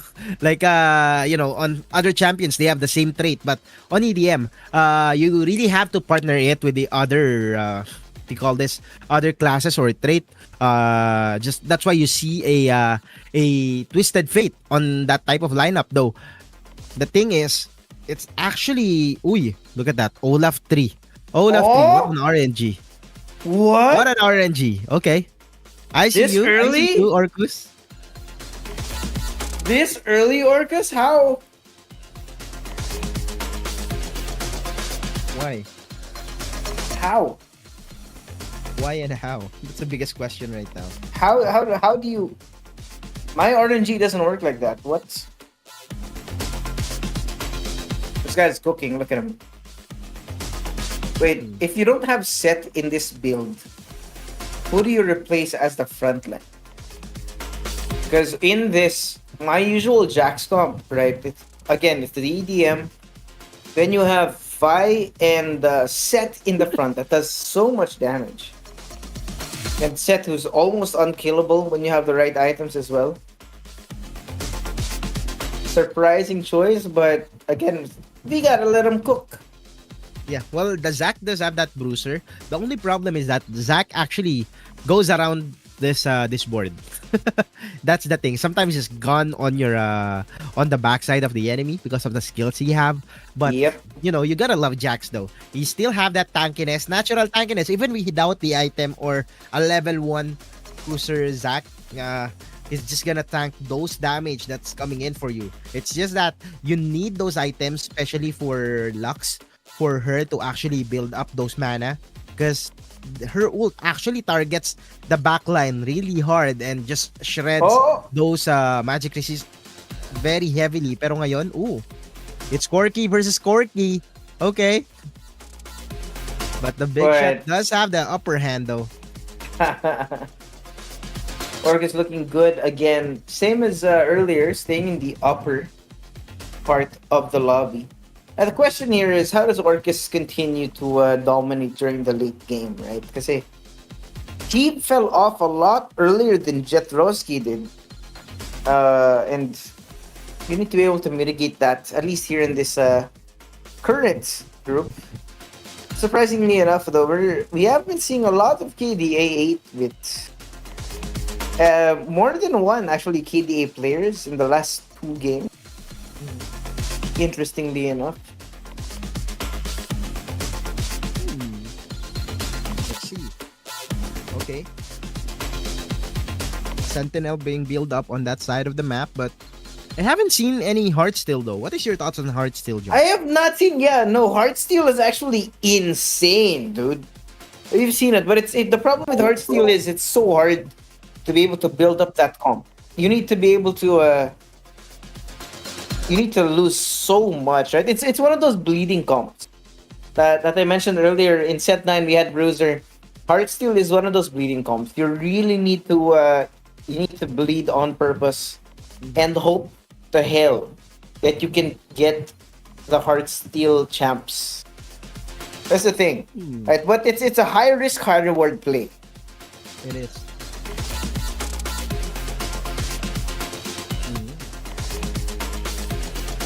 Actually, hot take for me, we have to put Raf at least one community nights with us, to be honest. He just put him here as an analyst. You know, just 3 people, an analyst on the side. Because for the knowledge of anyone who's watching right now, Raf is actually on a very high rank. I think, are you master or something? Diamond? Emerald is still high rank for me. Yeah, I'm silver, so than I do. whatever you say, I will believe. Even if you say like, "Oh, this champion is really good," even if it sucks, I'll believe you because of your rank, bro. You know what? I'll take that. I respect it. This guy. Well, early already. I mean, we have some damage being done rather on Orcus. He's top of the lobby, surprisingly. Okay. Gragas though, with the Thief's Gloves, and then he's tanking all those damage. He does have that Hex Tech and that armor plus the mana. So pretty much he's just tanking everything. Look. He's just telling Aphelios like, okay, just hit me, bro. While he is hitting Gragas, Gragas was just healing. Oh my god. Yeah, the thing about the Thieves Gloves, though, yeah, it's a lot of value early in the game, but it falls off a lot towards the end if you don't get the good RNG out of that. Which is it is a risk, knowing that he is playing the Gragas as the headliner. It's gonna have to be a well thought out plan of action later on. How do you pivot from that, knowing that that is the Thieves Gloves, right? You're not gonna have full control of the items that the Thieves Gloves does give to you. Actually, there was a time na I thought I hacked the game of TFT. Not in a way that I coded something. It's more of I thought whenever you put Thieves Gloves on the champion, di ba? May lalabas tatlong item. The Thieves Gloves and the 2 other random items. I thought if you put Forge, you're gonna get 3 items down. When you put Reforger, like, okay, 3 items new. I was like, okay, I hacked this game, but nah, it doesn't work that way. Though, what I love about this game is that one time, I got the augment that says, what the Forge. And what the Forge is really crazy, bro. All Radiant items coming in for you. But it's random, but still, it's Radiant items, so it's pretty freaking powerful still. Dude, he has the Jax in, Gragas in the front, and the set. This might be the winning comp. He gets the Jax and the Lux so early here. Okay. So early. It's only the 3rd stage. And it takes so long to get to be able to put together this EDM, because you get EDM 2 into EDM 3 early, you've essentially won. I mean, look at this. Not much fights coming in from the opponent of Orcus here. Ooh. There you go. Bang. I really love that animation, but still, can't afford it. I can only just hope for there's something I called Ariana drop. Whenever she posted on Twitter, I was just like waiting, like, okay, give me this one. I prefer the TFT drops rather than the skin drops on the champions, on the real game, on the ranked games, because I've won some of the skins though. But I really prefer the TFT ones because it's really expensive. It's really expensive, especially the Chibis one. You need to roll so much, man. I think I won a knife pup tactician not too long ago, and that's the only skin I have here in this game, in TFT. But hey, I mean, knife pup is super cute. Orcus, EDM, and Disco. What is he cooking? What is he cooking? EDM Disco. That's the first time. I think that's the first time I've seen that composition, that combination of traits. Maybe because Gragas is doing a really good job tanking this one out. And Gragas is just a bruiser, which is the headliner right now, and he's putting so much tankiness on the board. That's why, like, okay, frick it, I'm gonna get Disco on the board. And right now, I mean, if it's not broken, don't fix it. He's on the 3-game win streak right now. Yeah, sometimes you just gotta double down, right? Believe in what's on your board, and it works out. But again, it would still arguably early game. Only stage 3, so we might see a lot of changes down the road. You gotta wait. Casante headliner, KDA. I think we got at least 2 KDA builders at the moment. Might be trouble for them down the road. Orcus knows it. I think he's noticed. Ooh. Oh. Still pretty early in the game, I would say, but we're transitioning onto the mid game right now. So if you have the carries on the board, you pretty much need to actually level 2 it as soon as possible, because later on it would be a problem, just like what Gil Thunder dealt with. What happened earlier. Actually, I think it's about time for Orcus to actually think about the decisions he made right now. Like, maybe it's not a good thing to actually keep your Gragas as the headliner for your bruiser lineup. I would prefer a sentinel type of a headliner rather than a bruiser. Plus the Yeah. fact that whenever you have a headliner on board already, it would actually appear a headliner on your store every 4 rounds only. Unless you don't have any headliner on the board, you will see a headliner on the reroll every single time, which is could be a problem for Orcus right now.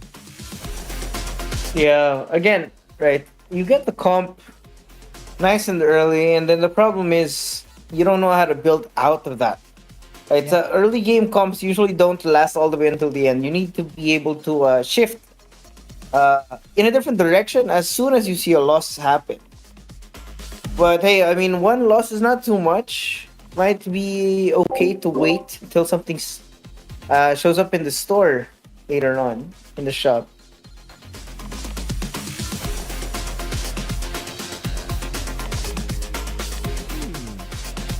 Let's see. Okay, a Jazz lineup or It's Misfortune. actually is a on lot the of store money right now. still. But we are focused on Orcus for quite some time now. Look at the backline. Oh, one more hit on that Seraphine. It would be Jover, but the Sentinels on the front line. The Garen. Wait, that's actually sick. Gragas is not dying. You're getting so much damage coming in from Lux. Oh my This might gosh. be it. This is a it's a win. What? How? It's just the Go Gragas. dummy, man. go dummy. The Gragas just didn't die. That's it. That's it. That's the answer. Blood. So the commitment to Gragas might be great.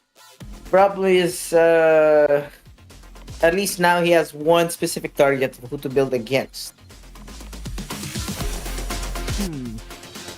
Actually, the way he's playing, I think he's really waiting for Zac and Zed to come out later on. Then we might actually see a much more dominating performance out of his current lineup on the board. Let me see. Wait, he has level 3. Is that a Yasuo? Yeah. Oh boy. Nah. Yeah, he's in danger.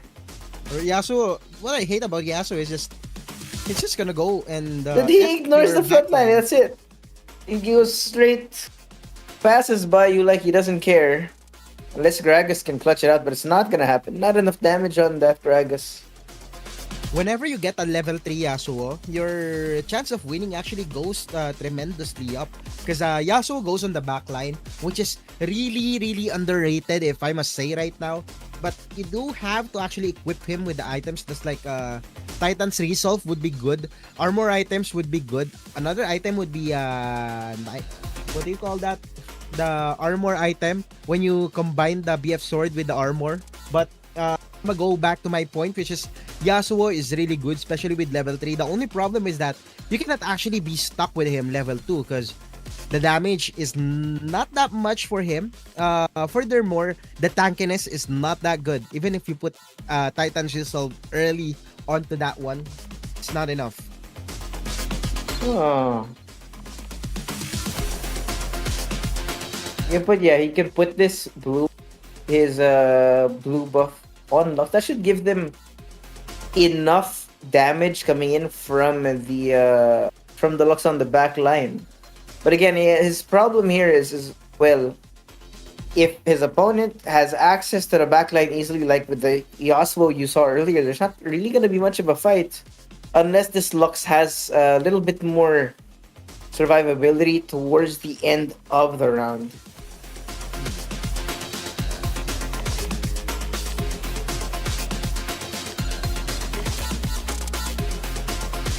Huh.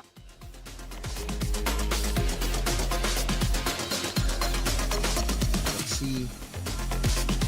Ooh, it's the country lineup. I mean, it's countrymen. It's the mid-game terror of everybody. Yeah, it is everyone's mid-game terror. But it's also, yeah, we say mid-game specifically because it falls off a lot faster. Yeah. You're gonna be safe for maybe 3, 4, 5 combats. Then after that, you're in trouble. Jax is also level 2 now for the side of Orcus, so that's gonna be great for him.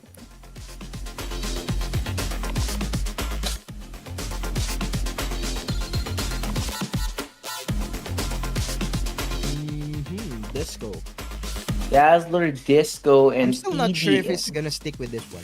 Ooh. Yeah, I don't know. I don't Dazzler know. Lux. 3-star Lux. I think he's rolling for it. He's so close. Oh Oh my god! Here we go. no He's way. cooking, bro. He has cooking. Zach. He has Zach. He has Zach. This is where it goes. This is where it comes. Put your gloves on Zach and then put the selector on Zach as well. Maybe put Ginso. Oh, You would put the Ginso on. he didn't go Ginso actually.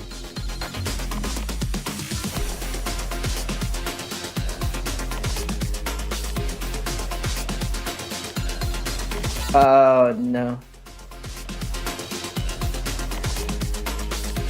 Oh, the commitment of Orcus to this comp is, I respect it. Well, But the thing is, right? It took him so long to get to this comp, the Dazzler comp instead of maybe an EDM choice, which is honestly surprising. You usually want to get a Mosher. Mosher is pretty good actually. Yeah, Jack's Mosher here. If he can get the Jack's headliner, then that's gonna be a win. I don't know about the Lux, but hey, if it works, it works. Problem is, it's not. It's just not working right now. Yeah. But I mean, Jack's still a terror to actually deal with. Oh, he does have to be really quick with that positioning. Uh oh.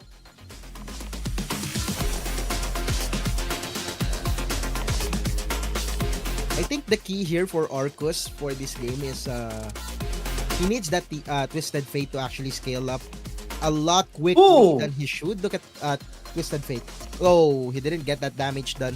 Tankiness is not enough. The Lux will execute. Oh my god! Oh my god! He clutched it out, bro! Single unit Holy clutch. You love to see it. Yeah. Holy smokes. I don't know how he pulled it off, but he did. I don't know, man. What? That's it. That's the build. You got still a full lobby still. A lot of people to be scared of at the moment, knowing that most of them not on a hot streak at the very moment. You have Chiong playing second with seems to have not died for a while here, but everyone else, no one's really taking a full beating at the moment, right? Except for bottom Chen, you're 29, but Yeah. it might be a little early. I mean, Can't call it out yet. it does happen, but at the same time, I was like thinking more on the side of especially if you're on the 29th health, you have to work it out later on. You do have to actually check it out as soon as possible, especially on your lineup. Maybe you're at the edge of that final adjustment you need, but you cannot go any further than that. Yeah. I really like this though. The addition of the Nami, I think, is a great decision here, but the problem is the front line is really lacking in the defense. But that's a problem for another day, because at least, yeah, you see this, the amount of damage done by the Lux periodically is really nice, especially since it seems that not a lot of people are favoring the long range champs in their current composition. So this Lux should be alive for a really good amount of time.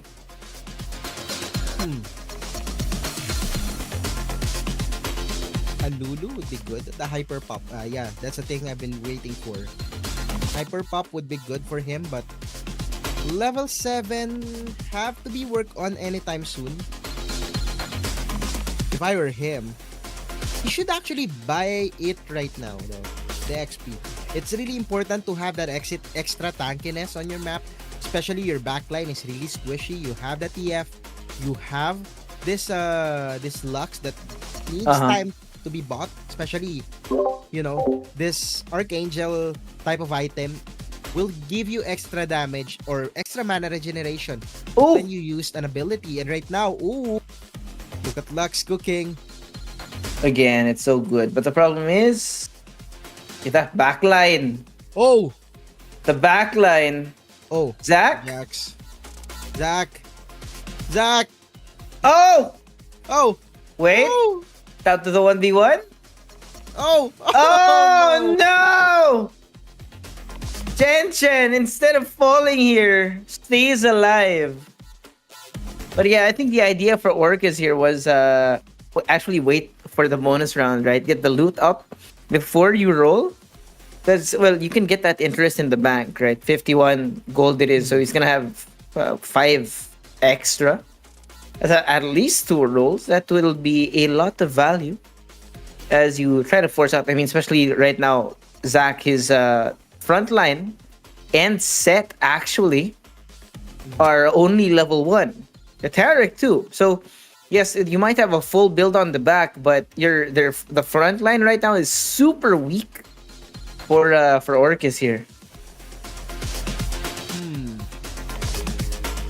Can Orcus finally do it though? That's the biggest question I have right now. Thresh is pretty good if you have a country lineup or a full guardian lineup.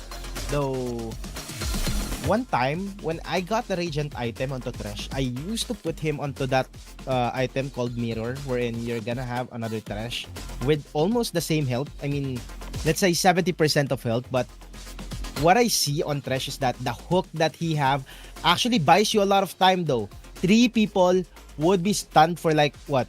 3 seconds, and it's actually so much. Oh. Yeah, the lack of a strong front end is really starting to bite Orcus in the butt. Luckily for him, the Lux is doing just enough damage to stay alive. Bang! Whoa! And the Yorick. healing from the JG is Yorick. so good. It's the Yorick, bro. Yeah. Level 1 Yorick is still crazy. Again, that's why it's a 5 cost. Damn, level 8 here coming in for Lux. For Lux Tulay, for Orcus. Doubling on the Zac? Huh. I mean, it's better than nothing at the moment. If he can get a level 3 Jax, that would be amazing. But I'm not sure why we're looking at the slower roll from this guy at the moment. When he can actually go all out on a roll. But I don't think he's actively looking for any units right now. Yeah. And I would really love to see a 5 cost tank on his front line, or even a 4 cost tank on his front line, because whatever he have right now, I don't think it's enough. And the roles Yeah, again, the on- front line gets deleted so fast. on the other champions is actually doing so. Oh, Oh! dodge. The dodge! At the perfect second, that dodge.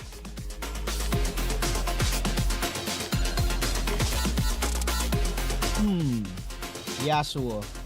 How do you deal with it? How do you deal with the Yasuo? Yeah. You need a front line that, if not full-on protection on the back line, you need a front line that's very distracting, right? To be able to have damage as well. So you need to have, you have the range damage from the back, but you also need damage in the front, because you have a Yasuo on the enemy team. That means that they're gonna skip out on your front line. So once your back line's dead, you have no damage. Oh my god. Oh, Wow. that would be crazy if he does have another tank champion.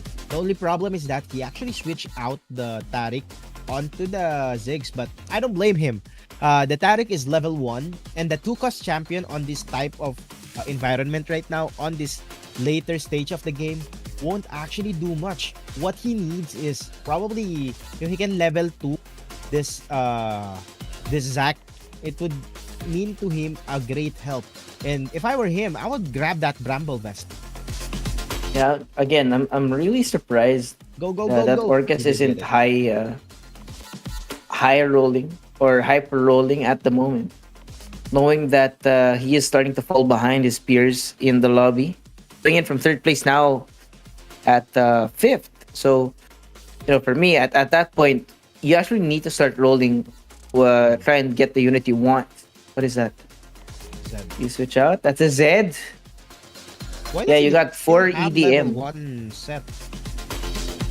because he hasn't been rolling enough. I think he's more focused on right now. He's tunnel visioning on the comp Ooh. without going all out. But no, the Jax is level 3.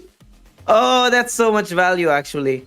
This It's about this is great, right? You got a level 3 Lux in the back, Jax level 3 as well with a couple of items giving you Get that survivability in the front, which has been missing from Orcus's comp for the longest time, right? He's been solely dependent on the Lux. Jax. Oh boy. He cannot, man. He cannot. The CC is too much. Oh! Oh no! Huh? What the heck? Oh, No way! we judged him too early. Oh We my spoke too soon. God. He spoke too soon. Yeah, we did. I was like thinking like, hey, he needs that level 2 onto that Blitzcrank, but I was like, nah. He has again the Jax and the Zed, knowing that you have 2 3-star units at the moment. And the level 2 Zed as well, which is great for him in this comp. This should buy him a lot of time. Yeah, true. But he has spent so much money, right? He's down to only 1 gold. So hopefully he has bought enough time to save up again. Look at Zach. Yeah, does have that Rabadon, not the item. Good you're looking for. lord. But nah, bro. You have the Hecarim, you have Yorick. And I think it's gonna speak goodbye for him. I don't think he's gonna come back from that. But more chance for him.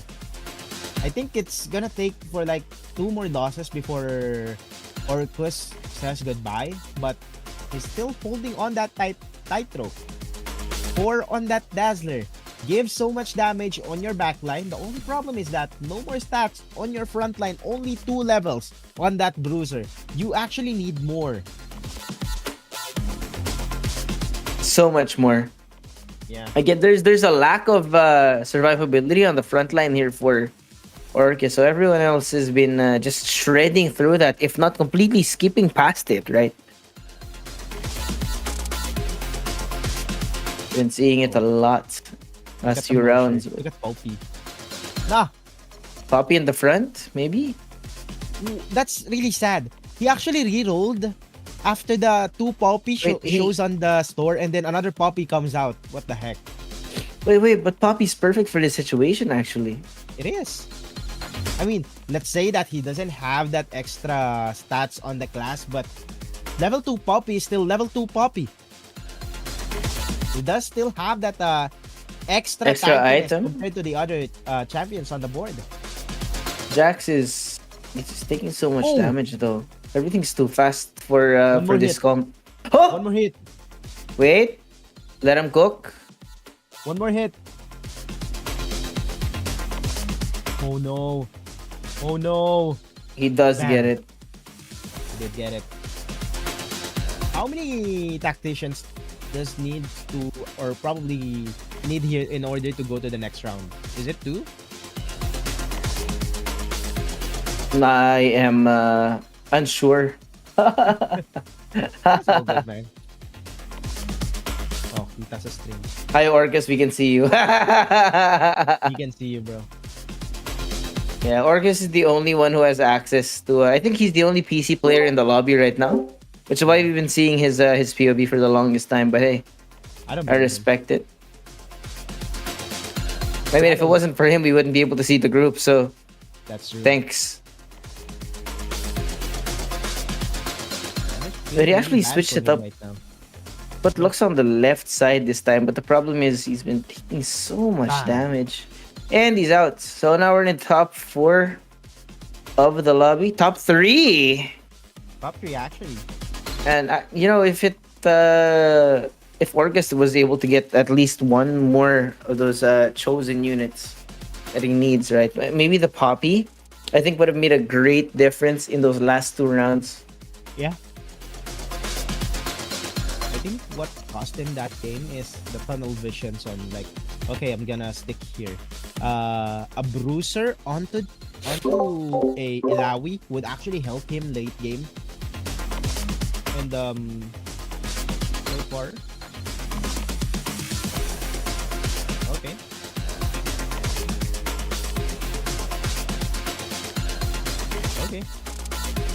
Now look at the Jin. Look at the Jin, bro. Would it be enough time for him to actually execute the enemy? We have 8 violence on the board. Oh my god. But nah. Level 3 Ari. What the heck? What in the world is that? So yeah, right now I think Mother Darling is secured a slot into the next. Yeah. Question now who places second, right? We got Strigger versus Chiyong. Whoever lasts longer, whoever outlasts the other one will move on to the next stage.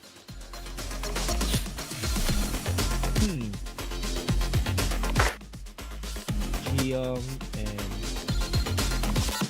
Trigger. I mean, Trigger, I think it's kind of doable for his lineup. 4 big shots, but I don't actually support that much the items that this Yorick have. I would rather see the Thieves' Hands onto Bruce onto Set and add a bit of tankiness onto Yorick, because you don't like that RNG that Thieves Gloves give, especially on the later stages of the game. Sometimes it gives you something that you don't Wow. need, but look at Ari. It's just so crazy. 1 charm on 2 charm actually. 2 charm onto everybody, and it's goodbye It's for Strigger. Trigger and Mother Darling. Holy Smokes, indeed.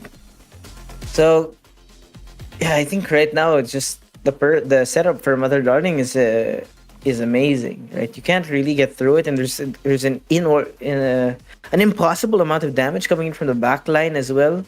Yeah. Right, knowing that yes, there's a Jin in the hands of Strigger, but it's not enough, right? And Mother Darling, on top of that, hitting level 10.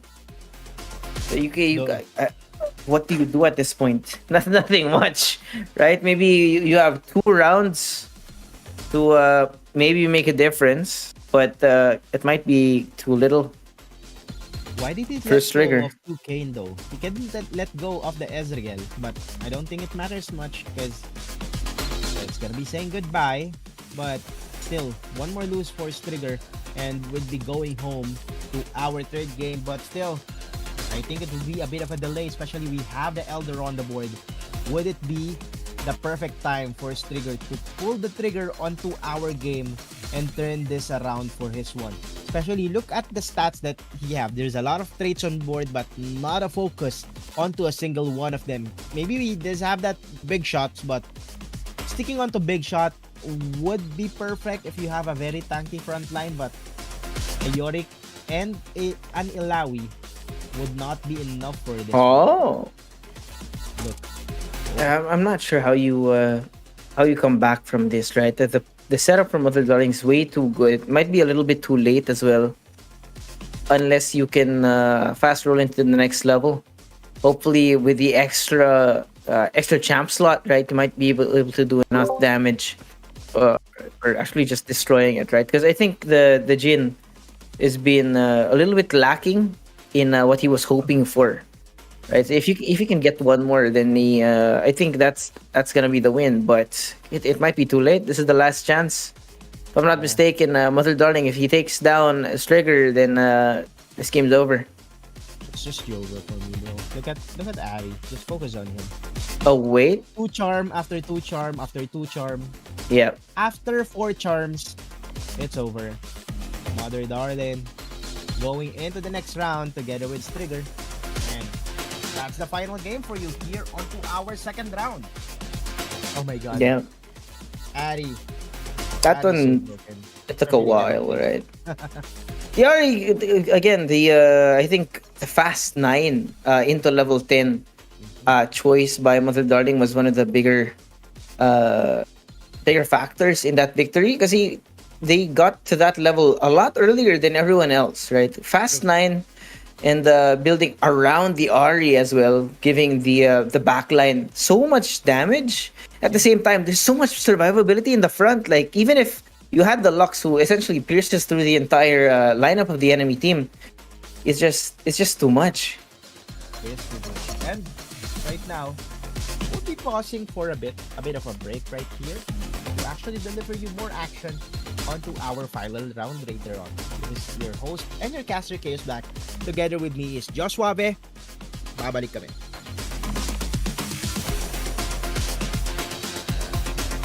Now. Now, ito na. Now. Ito na talaga. Ito na.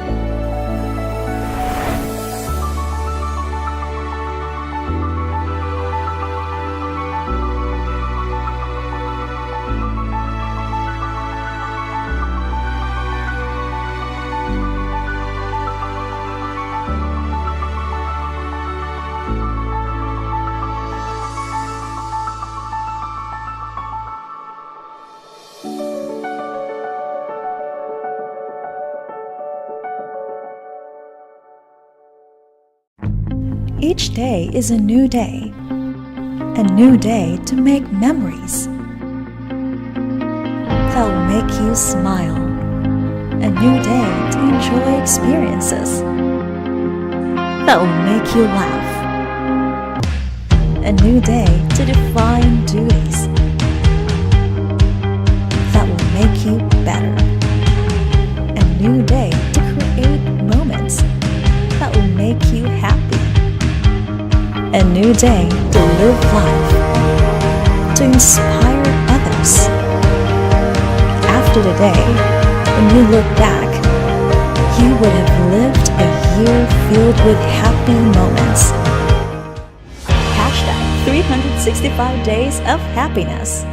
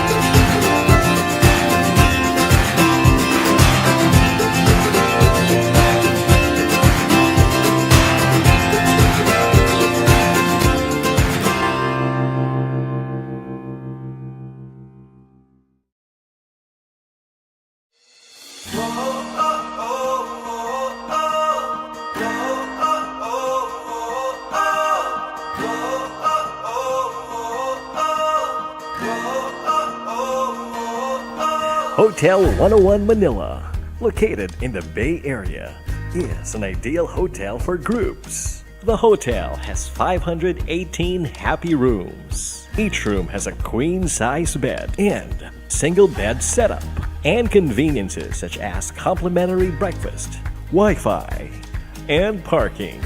It also has a dedicated shuttle service for events, going to wherever your convention might be, in the World Trade Center, PICC, Mall of Asia Arena, or SMX Convention Center. Rest and relax after a long day in the swimming pool, or dine in and enjoy the food at Horizon Cafe. Hotel 101 Manila is your MICE hotel in Manila.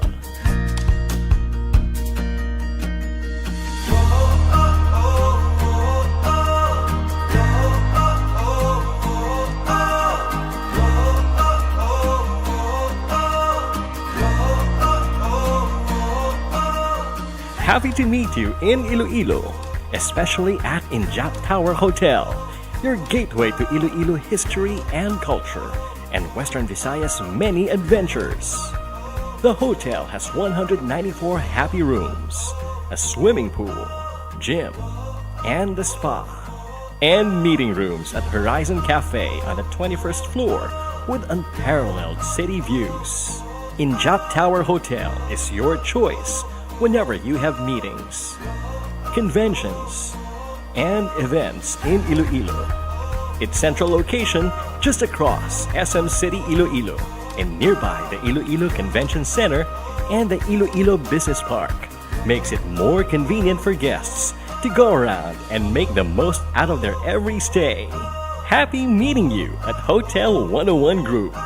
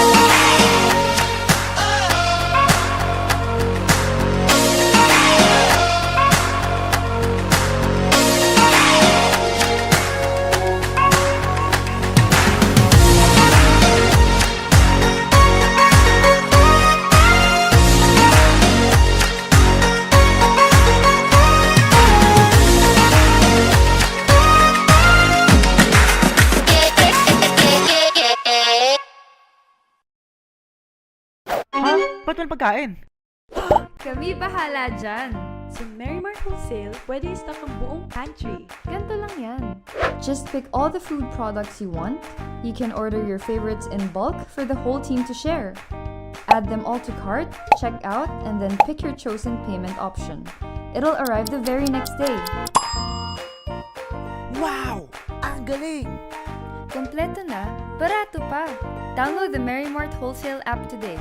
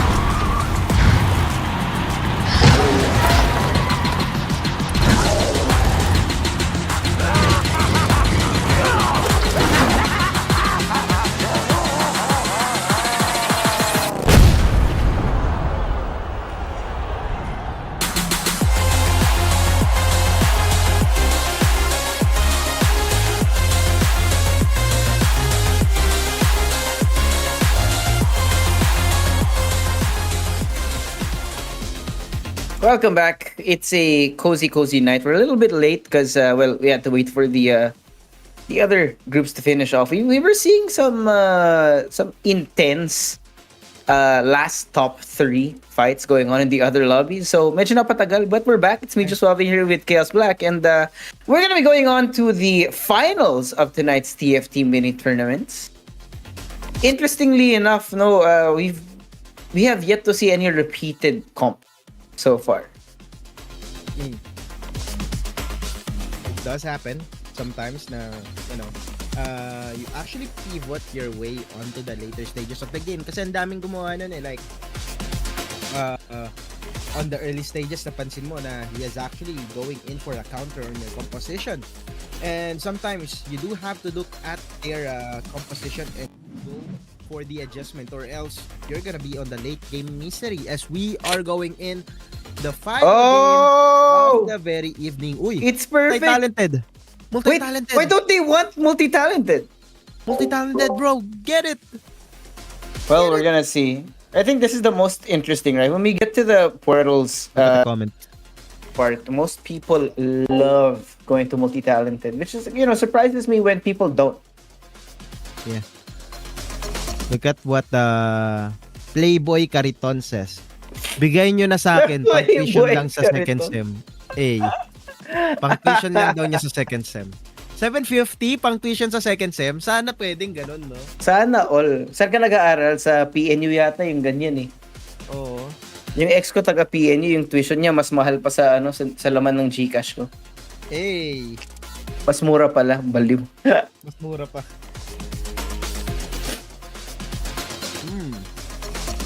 Bigat na tukso. Corky, No.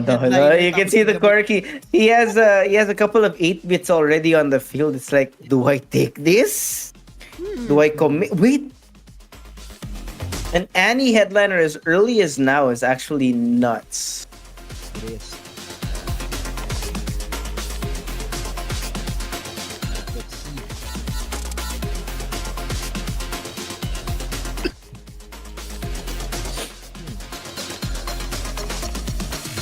Would they go for another disco right here? Sentinel would be a possibility, especially for Guild Thunder, but at KDA, I mean, you can never go wrong with KDA. It's just that you need to pivot later stages of the game, because mid-game would be the fall-off for this type of lineup. Yeah. We got a few people cheering in chat. Some mode supporters here. Yeah. Mode number 1 daw. Hashtag mode win. Nandito nga kanina si We Chasing Dream. Nandyan nga siya, nakita ko. Ayan, Katrabaho na natin yan. Ano yan nag-broadcast director siya for one of our early productions back in our grassroots production days. Ooh. This guy actually has a great presence on TikTok. He's been making some really good content recently. Shout out sa sa'yo. Tech reviews too. He does. He does it more than I am, because I don't know why, but wala eh. Pagkain yung dumarating sa akin, food review tayo. I mean, it's a why not, to be honest. You can never go wrong with food. Content is content still. Here, ito na yung mga, we're finally gonna see the first combat in a bit. It should give us a look at yung kalagayan ng map right now. Yeah. Interestingly enough, we got a lot of people contesting the Kennen early as now. Superfan. Superfan emo? I don't know about this. Does it scale? That's the biggest question that I have. I don't think emo scales as well as jazz does with the Superfan. I haven't seen any emo type of lineup win number 1. Yeah, not recently. Annie level 3 on the Spell Weaver, to be honest. Although getting an Annie headliner again, it might be reason why he's building this at the moment. It's still very early, so he can still pivot away.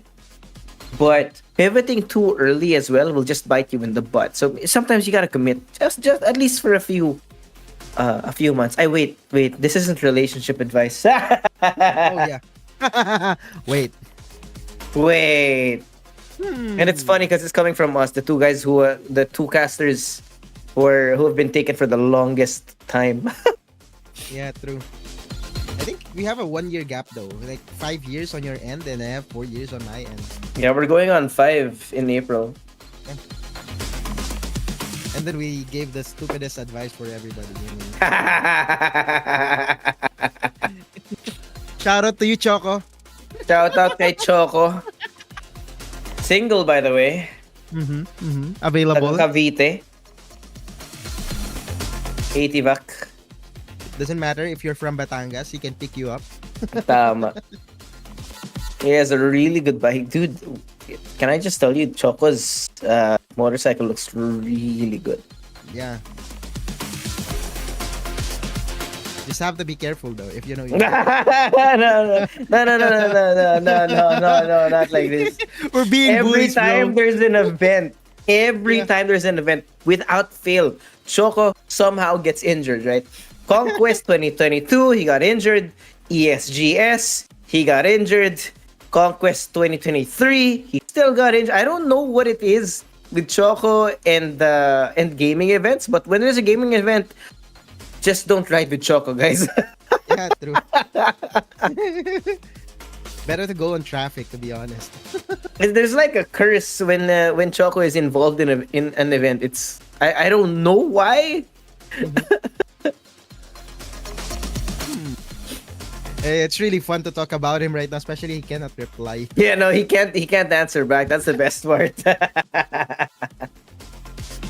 But anyways, look at this type of lineup right now. A lot of them are focusing on the tankiness, especially Lilia across the board. Probably 5, if not 4 tacticians has been using Lilia, Kennen as their primary lineup. I mean, on the early stages, super fan, you can never go wrong with it because it only needs That's true. 3 to 4 type of champions on the board. You get Kennen, you get Lilia, you get the Nico as well. Nico.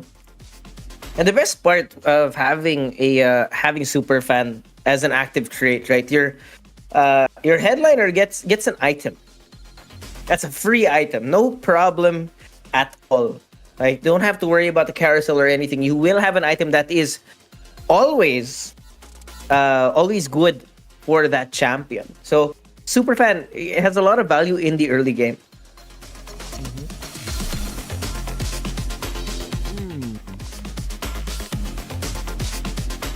Let's see. I mean, the item might be good, but Superfan still needs a support when it comes to damage, and I love that Kaisa is here, but I would appreciate it more if he have that sword of Shojin onto Kaisa. And look at them right now, struggling to fight it off. If they can clutch this, I just don't know if it will happen. It seems like not because of this level 2 Spear of Shojin onto this Corki. The Corki, yeah. And they just finish them off. That's interesting. Yeah. Comp would have been great if we had a little bit more damage coming in from the backline. I think the problem here lies in the positioning as well of this cannon in the very front, right? Yes, you have the extra tankiness coming in from the cannon, but it might might not be the best at this moment because there's so much damage being absorbed by the cannon that it doesn't have the longevity in the combat round.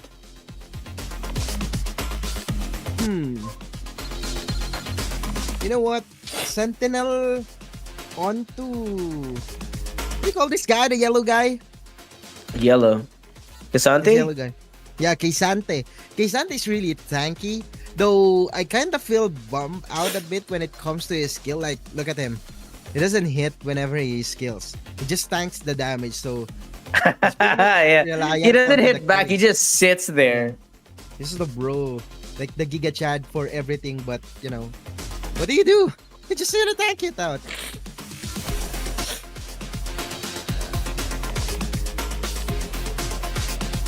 I don't know. There is merit to having a Casante on your team, because when he uses the skill, he he's just a gigantic target that absorbs so much damage. But during that time that he's absorbing the damage, you need your backline to deal their own damage as well, right? So, as of right now, I mean, kay Sante, for the later stages, I think it's just scale, especially if you have the hard steal on your lineup. But so far, no luck for us who've been looking for some hard steal action right here, though. For me, who haven't seen a lot of hard steal action on the game, how is hard steal scaling onto the late game, Josh? The thing about hard steal is you need to be able to build it early so that you can make sure that you have sustainability in mid game. Because that's the thing, right? You need to be able to build it early and fast. If it takes you too long, then the scaling is not going to be enough for later in the game, which is why I think as well we're not seeing it a lot. Because if the RNG does not grant you the hard steal units in the early game, might as well skip out on it. Leave it. Yeah. Takes a lot of time also. I mean, the easiest hard steal so far is Aphelios, Keizante. But, you know, if you want that level 5, if not level 7 hard steal or level 6 hard steal, you still need to wait for the Kane as well. And at the same time, you want that your headliner to be hard steal also. So it's a big problem for you later stages of the game. Not like the not like the pentakill type of a lineup wherein you can go level 5 without the level 4 like Diego or even Cartus. Yeah, that's the thing. Again, that's why we're not seeing a lot of hard steal. Right? More people are leaning more towards KDA. 8-bit, again, is a really great comp recently. Surprisingly enough, we're not seeing much EDM except for in the second map. So, well, now Augment gonna be brought out. We're gonna see or judge what your choices are here on multiple platforms. Yes. Let's see. They're going on the bruiser lineup here on the lower stages or probably the lower left corner of this game. Huh. Well, Gilton is just still gonna stick with the Sentinel. Again, I've seen this before. I don't know about getting that. Actually, no. There is merit to this. Getting that Sentinel emblem makes it easier for you to get the gold trait for Sentinel, which is again, there's so much value in Sentinel, which is why we've been seeing it a lot. And there's a reason why this person is second place at the moment. Come on. Yeah.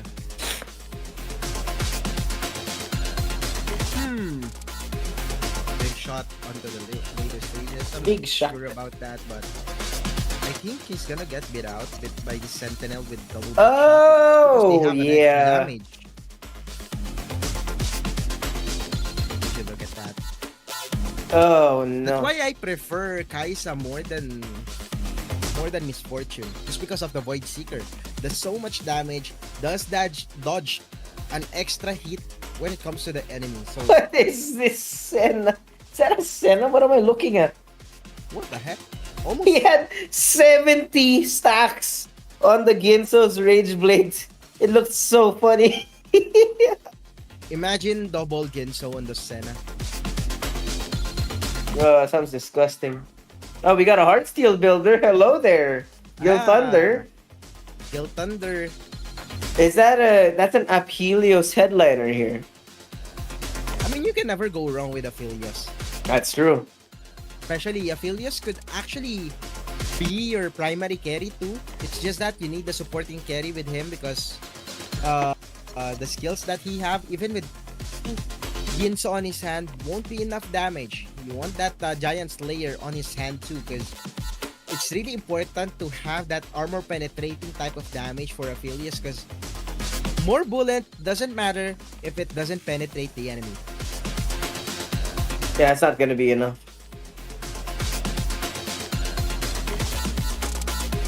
Yeah, so the fundamental problem right now for Gil Thunder is that it's a pretty solid front line, but the problem is it does not do enough damage, right?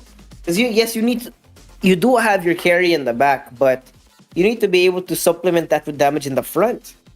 Otherwise, well, you're gonna fall flat, right? Yeah. Hmm. How old Sentinel? I mean, I've seen him use this, but he actually picked for like top 3 on the board, but it's important for him to get constant winning on this matter, especially if you're trying to go for a level 7, if not level 8, because this type of lineup actually takes so much position on your board, and you need to level up like level 9, if not level 10, if you want to win this matchup. Yeah. Actually, this is the last match, so you cannot just settle for level 2 or second place. You need that top tier place, but is this an Annie? It's an Annie level 3 with a Ginso. This is the Annie headliner that came out earlier. Cram seems to be totally committed to the Annie headliner right now. Which I don't know if this is the best, right? Because we talked about how Superfan Emo hasn't been popular for a reason. And I think we're about to find out that reason. Let's see if this comes in with a win against Steel Thunder.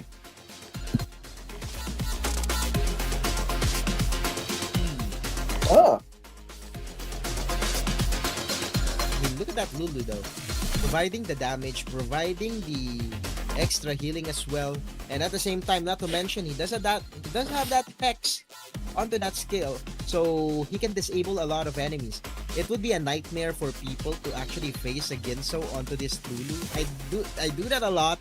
It's just that sometimes it doesn't scale much, especially if you don't go Spell Weaver on your lineup and you try to pivot onto a Dazzler.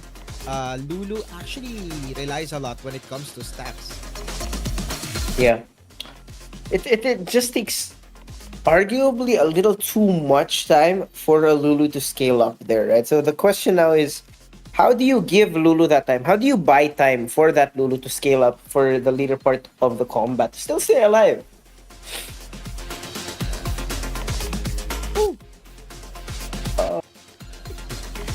Sentinel, Heartsteel, and Big Shot. It's good to actually get a Kane later on, then put that Sentinel emblem on him. Because Kane actually goes onto the backline of the enemy, and the extra tankiness could actually help a lot. But right now, it does need to win it. I'm not sure about the idea of giving the Ginso onto this Ezreal, but might be going good onto the later stages of the game, because you need another damaged item onto that Ezreal. Yeah, that is. And the problem right now, right, at least currently, the Ezreal is still on level 1. So you would need at least a level 2 Ezreal here to see some real impact out of the attempted carry from here. But because there's not enough damage being generated by the backline, they were doomed to lose that fight. That's true.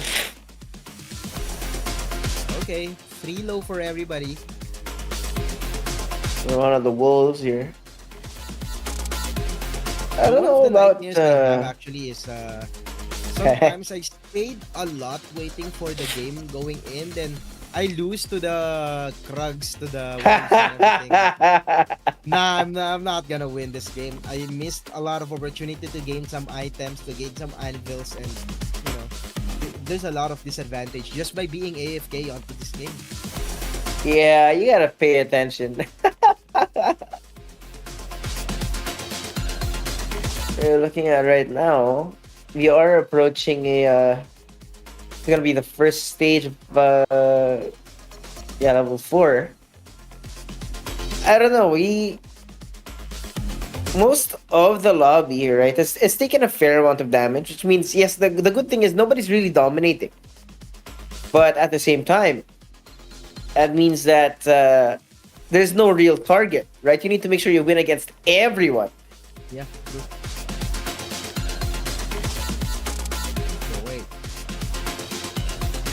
This Kai's would be a perfect fit if only there's an extra item on his board, but so far the tankiness could only go so wrong here. But this is what I hate about facing a Ginso onto this Annie, because Annie's skill actually just spreads out. It's like level 3 onto that Ari. 2 charms is just so much to handle, actually. Too much. I mean, we saw the power of fully scaled Ari in the last game, and you can see it. It's something that has to be respected, right? It demands respect. Even if you don't want to respect it, you just have to do it. Oh, yeah, you take that set here. Who is this? Cram still alive. Went from the bottom of the lobby now to third place. So, yeah, he's actually building well. For mode, well, it's like I don't know about this, right? You went fast 8 with a arguably chop suey comp, right? Because you don't really have a headliner. You're not fully building any of these traits. There's the possibility of finding exactly what you need, or just being here or just being mid, right? I would gamble for that Twisted Fate as a headliner. I would gamble for that, bro. But his current board state, he doesn't have Disco or Dazzler, though. Yeah, true. Well, it happens. I can't do anything about it. But look You at got the the Jin, though. Jin. But, Jin it's not a enough. bit of time. After 15 seconds onto the board, you can actually put so much damage, but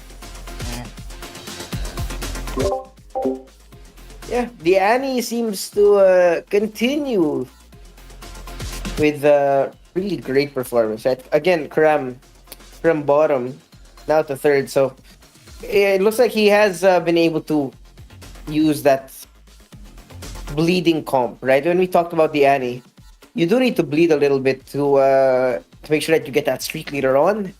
And he's there right now. Accepted a lot of damage early on, and now level 7, standing at maybe 3, 4, 5 combats, 1 in a row. Meanwhile, though, here, everywhere else, right? Gil Thunder seems to be actually a lot of the players at the moment seem to have not really lost their footing. You'd usually see a more defined lobby at this stage, right? At stage 4. But at the moment, it's everyone's hurt. That's it. You don't really know who you have to target, who's doing well, or who's just not having a good day. I think Ram is actually doing so much here. Even with the emo. Well, the lineup he does have is actually, for me, is good. Except for that emo on his headliner. But if he lets go of the Annie, it's an auto lose for him, to be honest. Yeah, that's why you don't want to put all your eggs in the basket, right? All in on your headliner, because when things go sideways, you can't. It makes it harder to pivot away if you go all in on one specific comp, especially since it's still so early. Right, the entire lobby is still alive. You can't hard commit to one comp, otherwise people are gonna start countering you. And once the counters come in, what do? This game so far, compared to the other game, is really interesting on the part that right now you don't really know who's gonna win. I think it's safe to say that some of them is not really sure where to go right now. Huh. And If at I this were you, point, I would buy that Sona. you know what? Actually, that's true. I would too. Get it early, maybe bring in, right, the Sona by force, because there is a way to make use of 5 cost carries later in the game without even having them as headliner. It all depends on how the rest of your board is actually built up. So I don't know. And it looks like he's contemplating it, waiting for the win to come in before actually buying the Sona. I mean, just get the Sona, get the buff onto abilities if you can. If you want to go Spellweaver, it's a perfect time for you, especially the item that Ezreal does have is the perfect one for a Sona. But click it! Just click it! Is he locking it? He is locking, I think. Nah. Oh, he didn't. Nah. Two hyper pop. Get it, bro. He's Get it. not fully committed to it. Yeah. There's two hyper pop. There's two Lulu on the board. the shop. for him. And Yeah. I mean on the shop. I mean you can never go wrong with Lulu. You can pivot onto the Dazzler if you want. You can actually exchange it with the big shot that you have. Especially you already have the Ziggs, but I don't know. Maybe he's just too focused getting that big shot done. I mean, I don't blame him. It does happen, especially if you're the one playing the game. You kind of forgot some of the details, or maybe he does have a better idea of what he wants for the end game. To be honest. Yeah. Sometimes you gotta think of the long run, right? You might get the wins now, but if you have the patience, then you can win it in the late game. Talking about it right now, Cram though looking so good. The way the Sani is actually built up is doing so much damage on the enemy team. And the front line, right? It's this gigantic sponge to enemy attacks. It doesn't matter who attacks because Echo seems to not want to die at all. This guy's immortal at the moment. 4-7. Mother Darlin, I think he's scaling it up.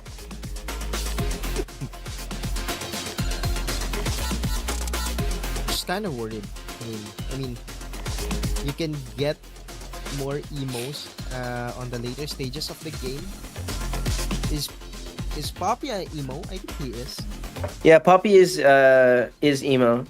Yeah. Which is why, if I'm not mistaken, Poppy's a 4-cost emo, which is why there's so much value in getting a Poppy in the front line. Because once you have it, even if you can't level up the Poppy immediately, the effects, the skills that come with the Poppy, it generates so much value in the front. Right now. Ooh. 5 Spell Weaver. Oh! Instead of Ram. This would be really interesting. Oh, it will be. Look at this setup too, right? You got the KDA effect, so it's gonna give you those boosts. But he's playing it in such a way that they are still distributed across the map, which means that there is gonna be splitting of these fights, right? You got 2 fights going on. Mordekaiser not gonna survive, and it's just making quick work of it. But the problem is there's the Akali. That's why the Akali is something to be feared. Because if you don't have damage in the front line, you can't really fight back once the Akali gets rid of your AD. But, well, the Akali against 2. I don't think Echo's gonna die in this situation. There might be time. There might be time. Oh, this is Especially gonna with the take Hullbreaker. so long, I swear. It does have the Hullbreaker though, but it's a battle of healing to be honest. And the Oh! Bloodthirster will prevail just because, you know, you have that burst also on the Akali. And you don't want to face an Akali with that one. Dazzler. You got the Ziggs picked up. Get the Twisted Fate, bro. Get the Twisted Fate. Oh no, he didn't. He didn't get it. Poppy, get Poppy. Get Poppy. Okay. Maybe he doesn't want. Oh. I don't know. I don't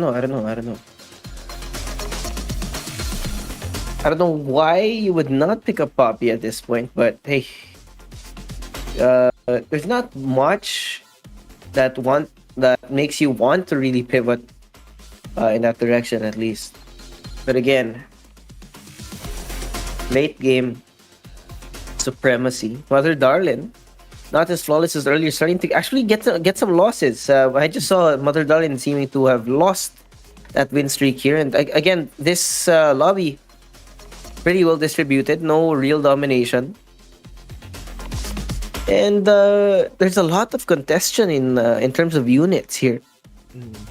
Poppy everywhere, Cannon everywhere, Gnar everywhere, I think as well. Haven't seen any pentakills right now except for this one. And look at Cali.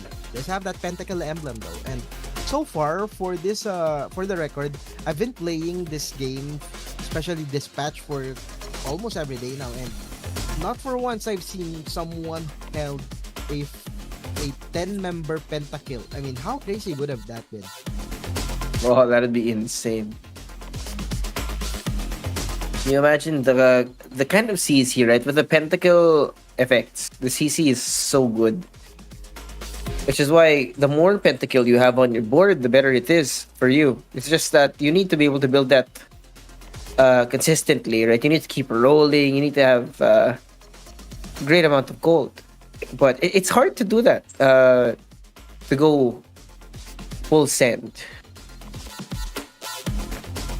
Who is this? I think we're watching Joe. Not taking first place. Yeah, look, I mean, look at this lobby. The most of the people in this lobby, the highest scoring is still at 44 HP.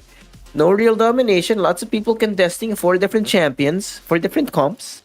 And because of that, that means that there's vulnerability in these comps because they have no choice since they are actually contesting each other when it comes to these units.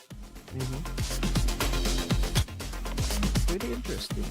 Heartsteel, Yon, but nah. I think this lineup alone is pretty much good.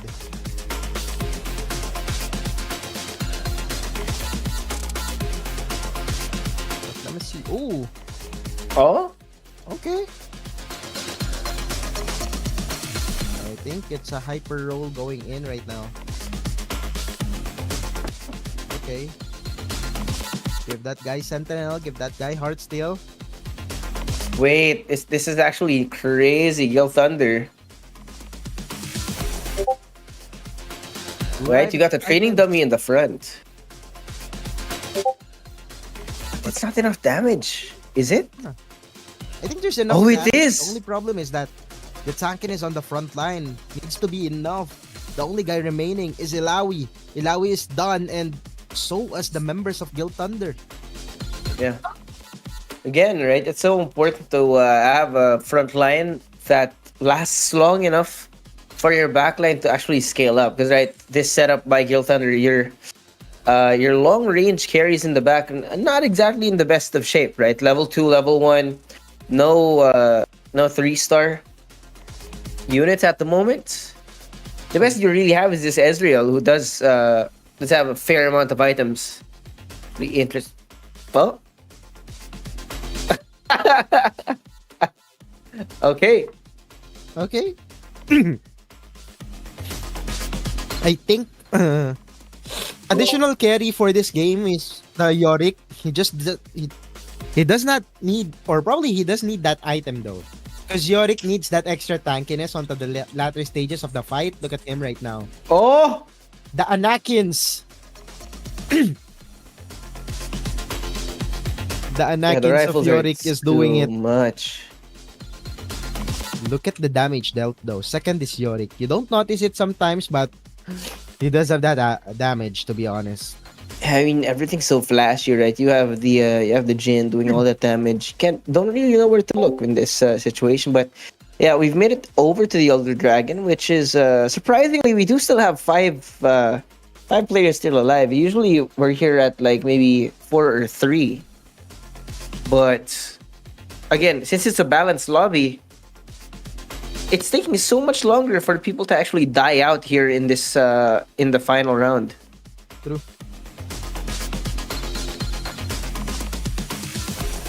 I mean, no one's on fire right now. Compared to the first 2 matches that we have, pretty much equal. Oh. I'd go Nashor's too. Wait, where would this Hand of Justice go though?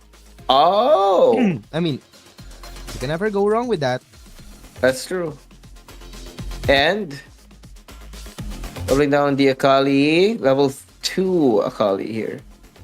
Which is great, right? You're getting all this damage out of the Akali. You go straight into the back line, which is the number 1 weakness of these top 2 players, right? Mother Darlin and Cram right now, who have so much damage generated by the back line. So if you can skip through that front line and take them down early, then you've secured a win. Oh, the Sona diff. Wait. Nah, bro. He's gonna win this one. Yeah. So much stacks going in here on the Archangels from Karthus. And sometimes it's really hard to deal with. Look at that. Is it the perfect time to actually change your headliner? Pentakill Viego. I don't know. Is he even building Pentakill, right? I mean, he does have the Cartus on the store at the same time. Yes. Level 2 on the Yorick. So, I don't think he can go wrong with that. The only problem is that there's so much front line here. It might be. This is actually so strange, right? Your formation is 2 rows. Literally only 2 rows, no diagonals, no anything. You have this wall of flesh on the very front, which seems to be working. Because the way that it works, right? When you have a wall like this, people are gonna be divided in their fights. No one's gonna be taken down quickly because of that. It took them so long. The point that Guild Thunder essentially just went in for the win. Now, last 3 here for our last round. Everyone is low. Everyone.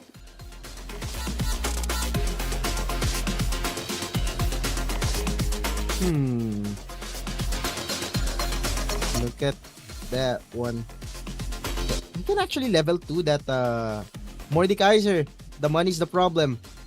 Ooh, Sona. But will we get it? Nah, I don't think so. It doesn't have enough money. Not enough money, but imagine your headliner is 5 cost. It's crazy. Yeah. That would be And I don't insane. think he needs to pivot actually with the safe lineup that he have. He can play safe though. That's kind of a risk type of a decision. If only he lost that round, I think it's perfect time to actually pivot. But oh my god, Ilawi is going crazy. Oh! Mother Dorian falls. It That goes was the down last to Guild 2. Thunder and oh. Is it Ju1? Juwon or Jewel? I don't know. I'm not sure. But hey, they're both low. Now the thing is, Guild Thunder cannot afford to lose a single round here, right? It'll be down to a 1v1. This carousel, I think, will make all the difference depending on which they're gonna commit to. Mordekaiser, level 2 for the side of Jewel. And for Guild Thunder, right? I think he's actually might actually be set up for success here.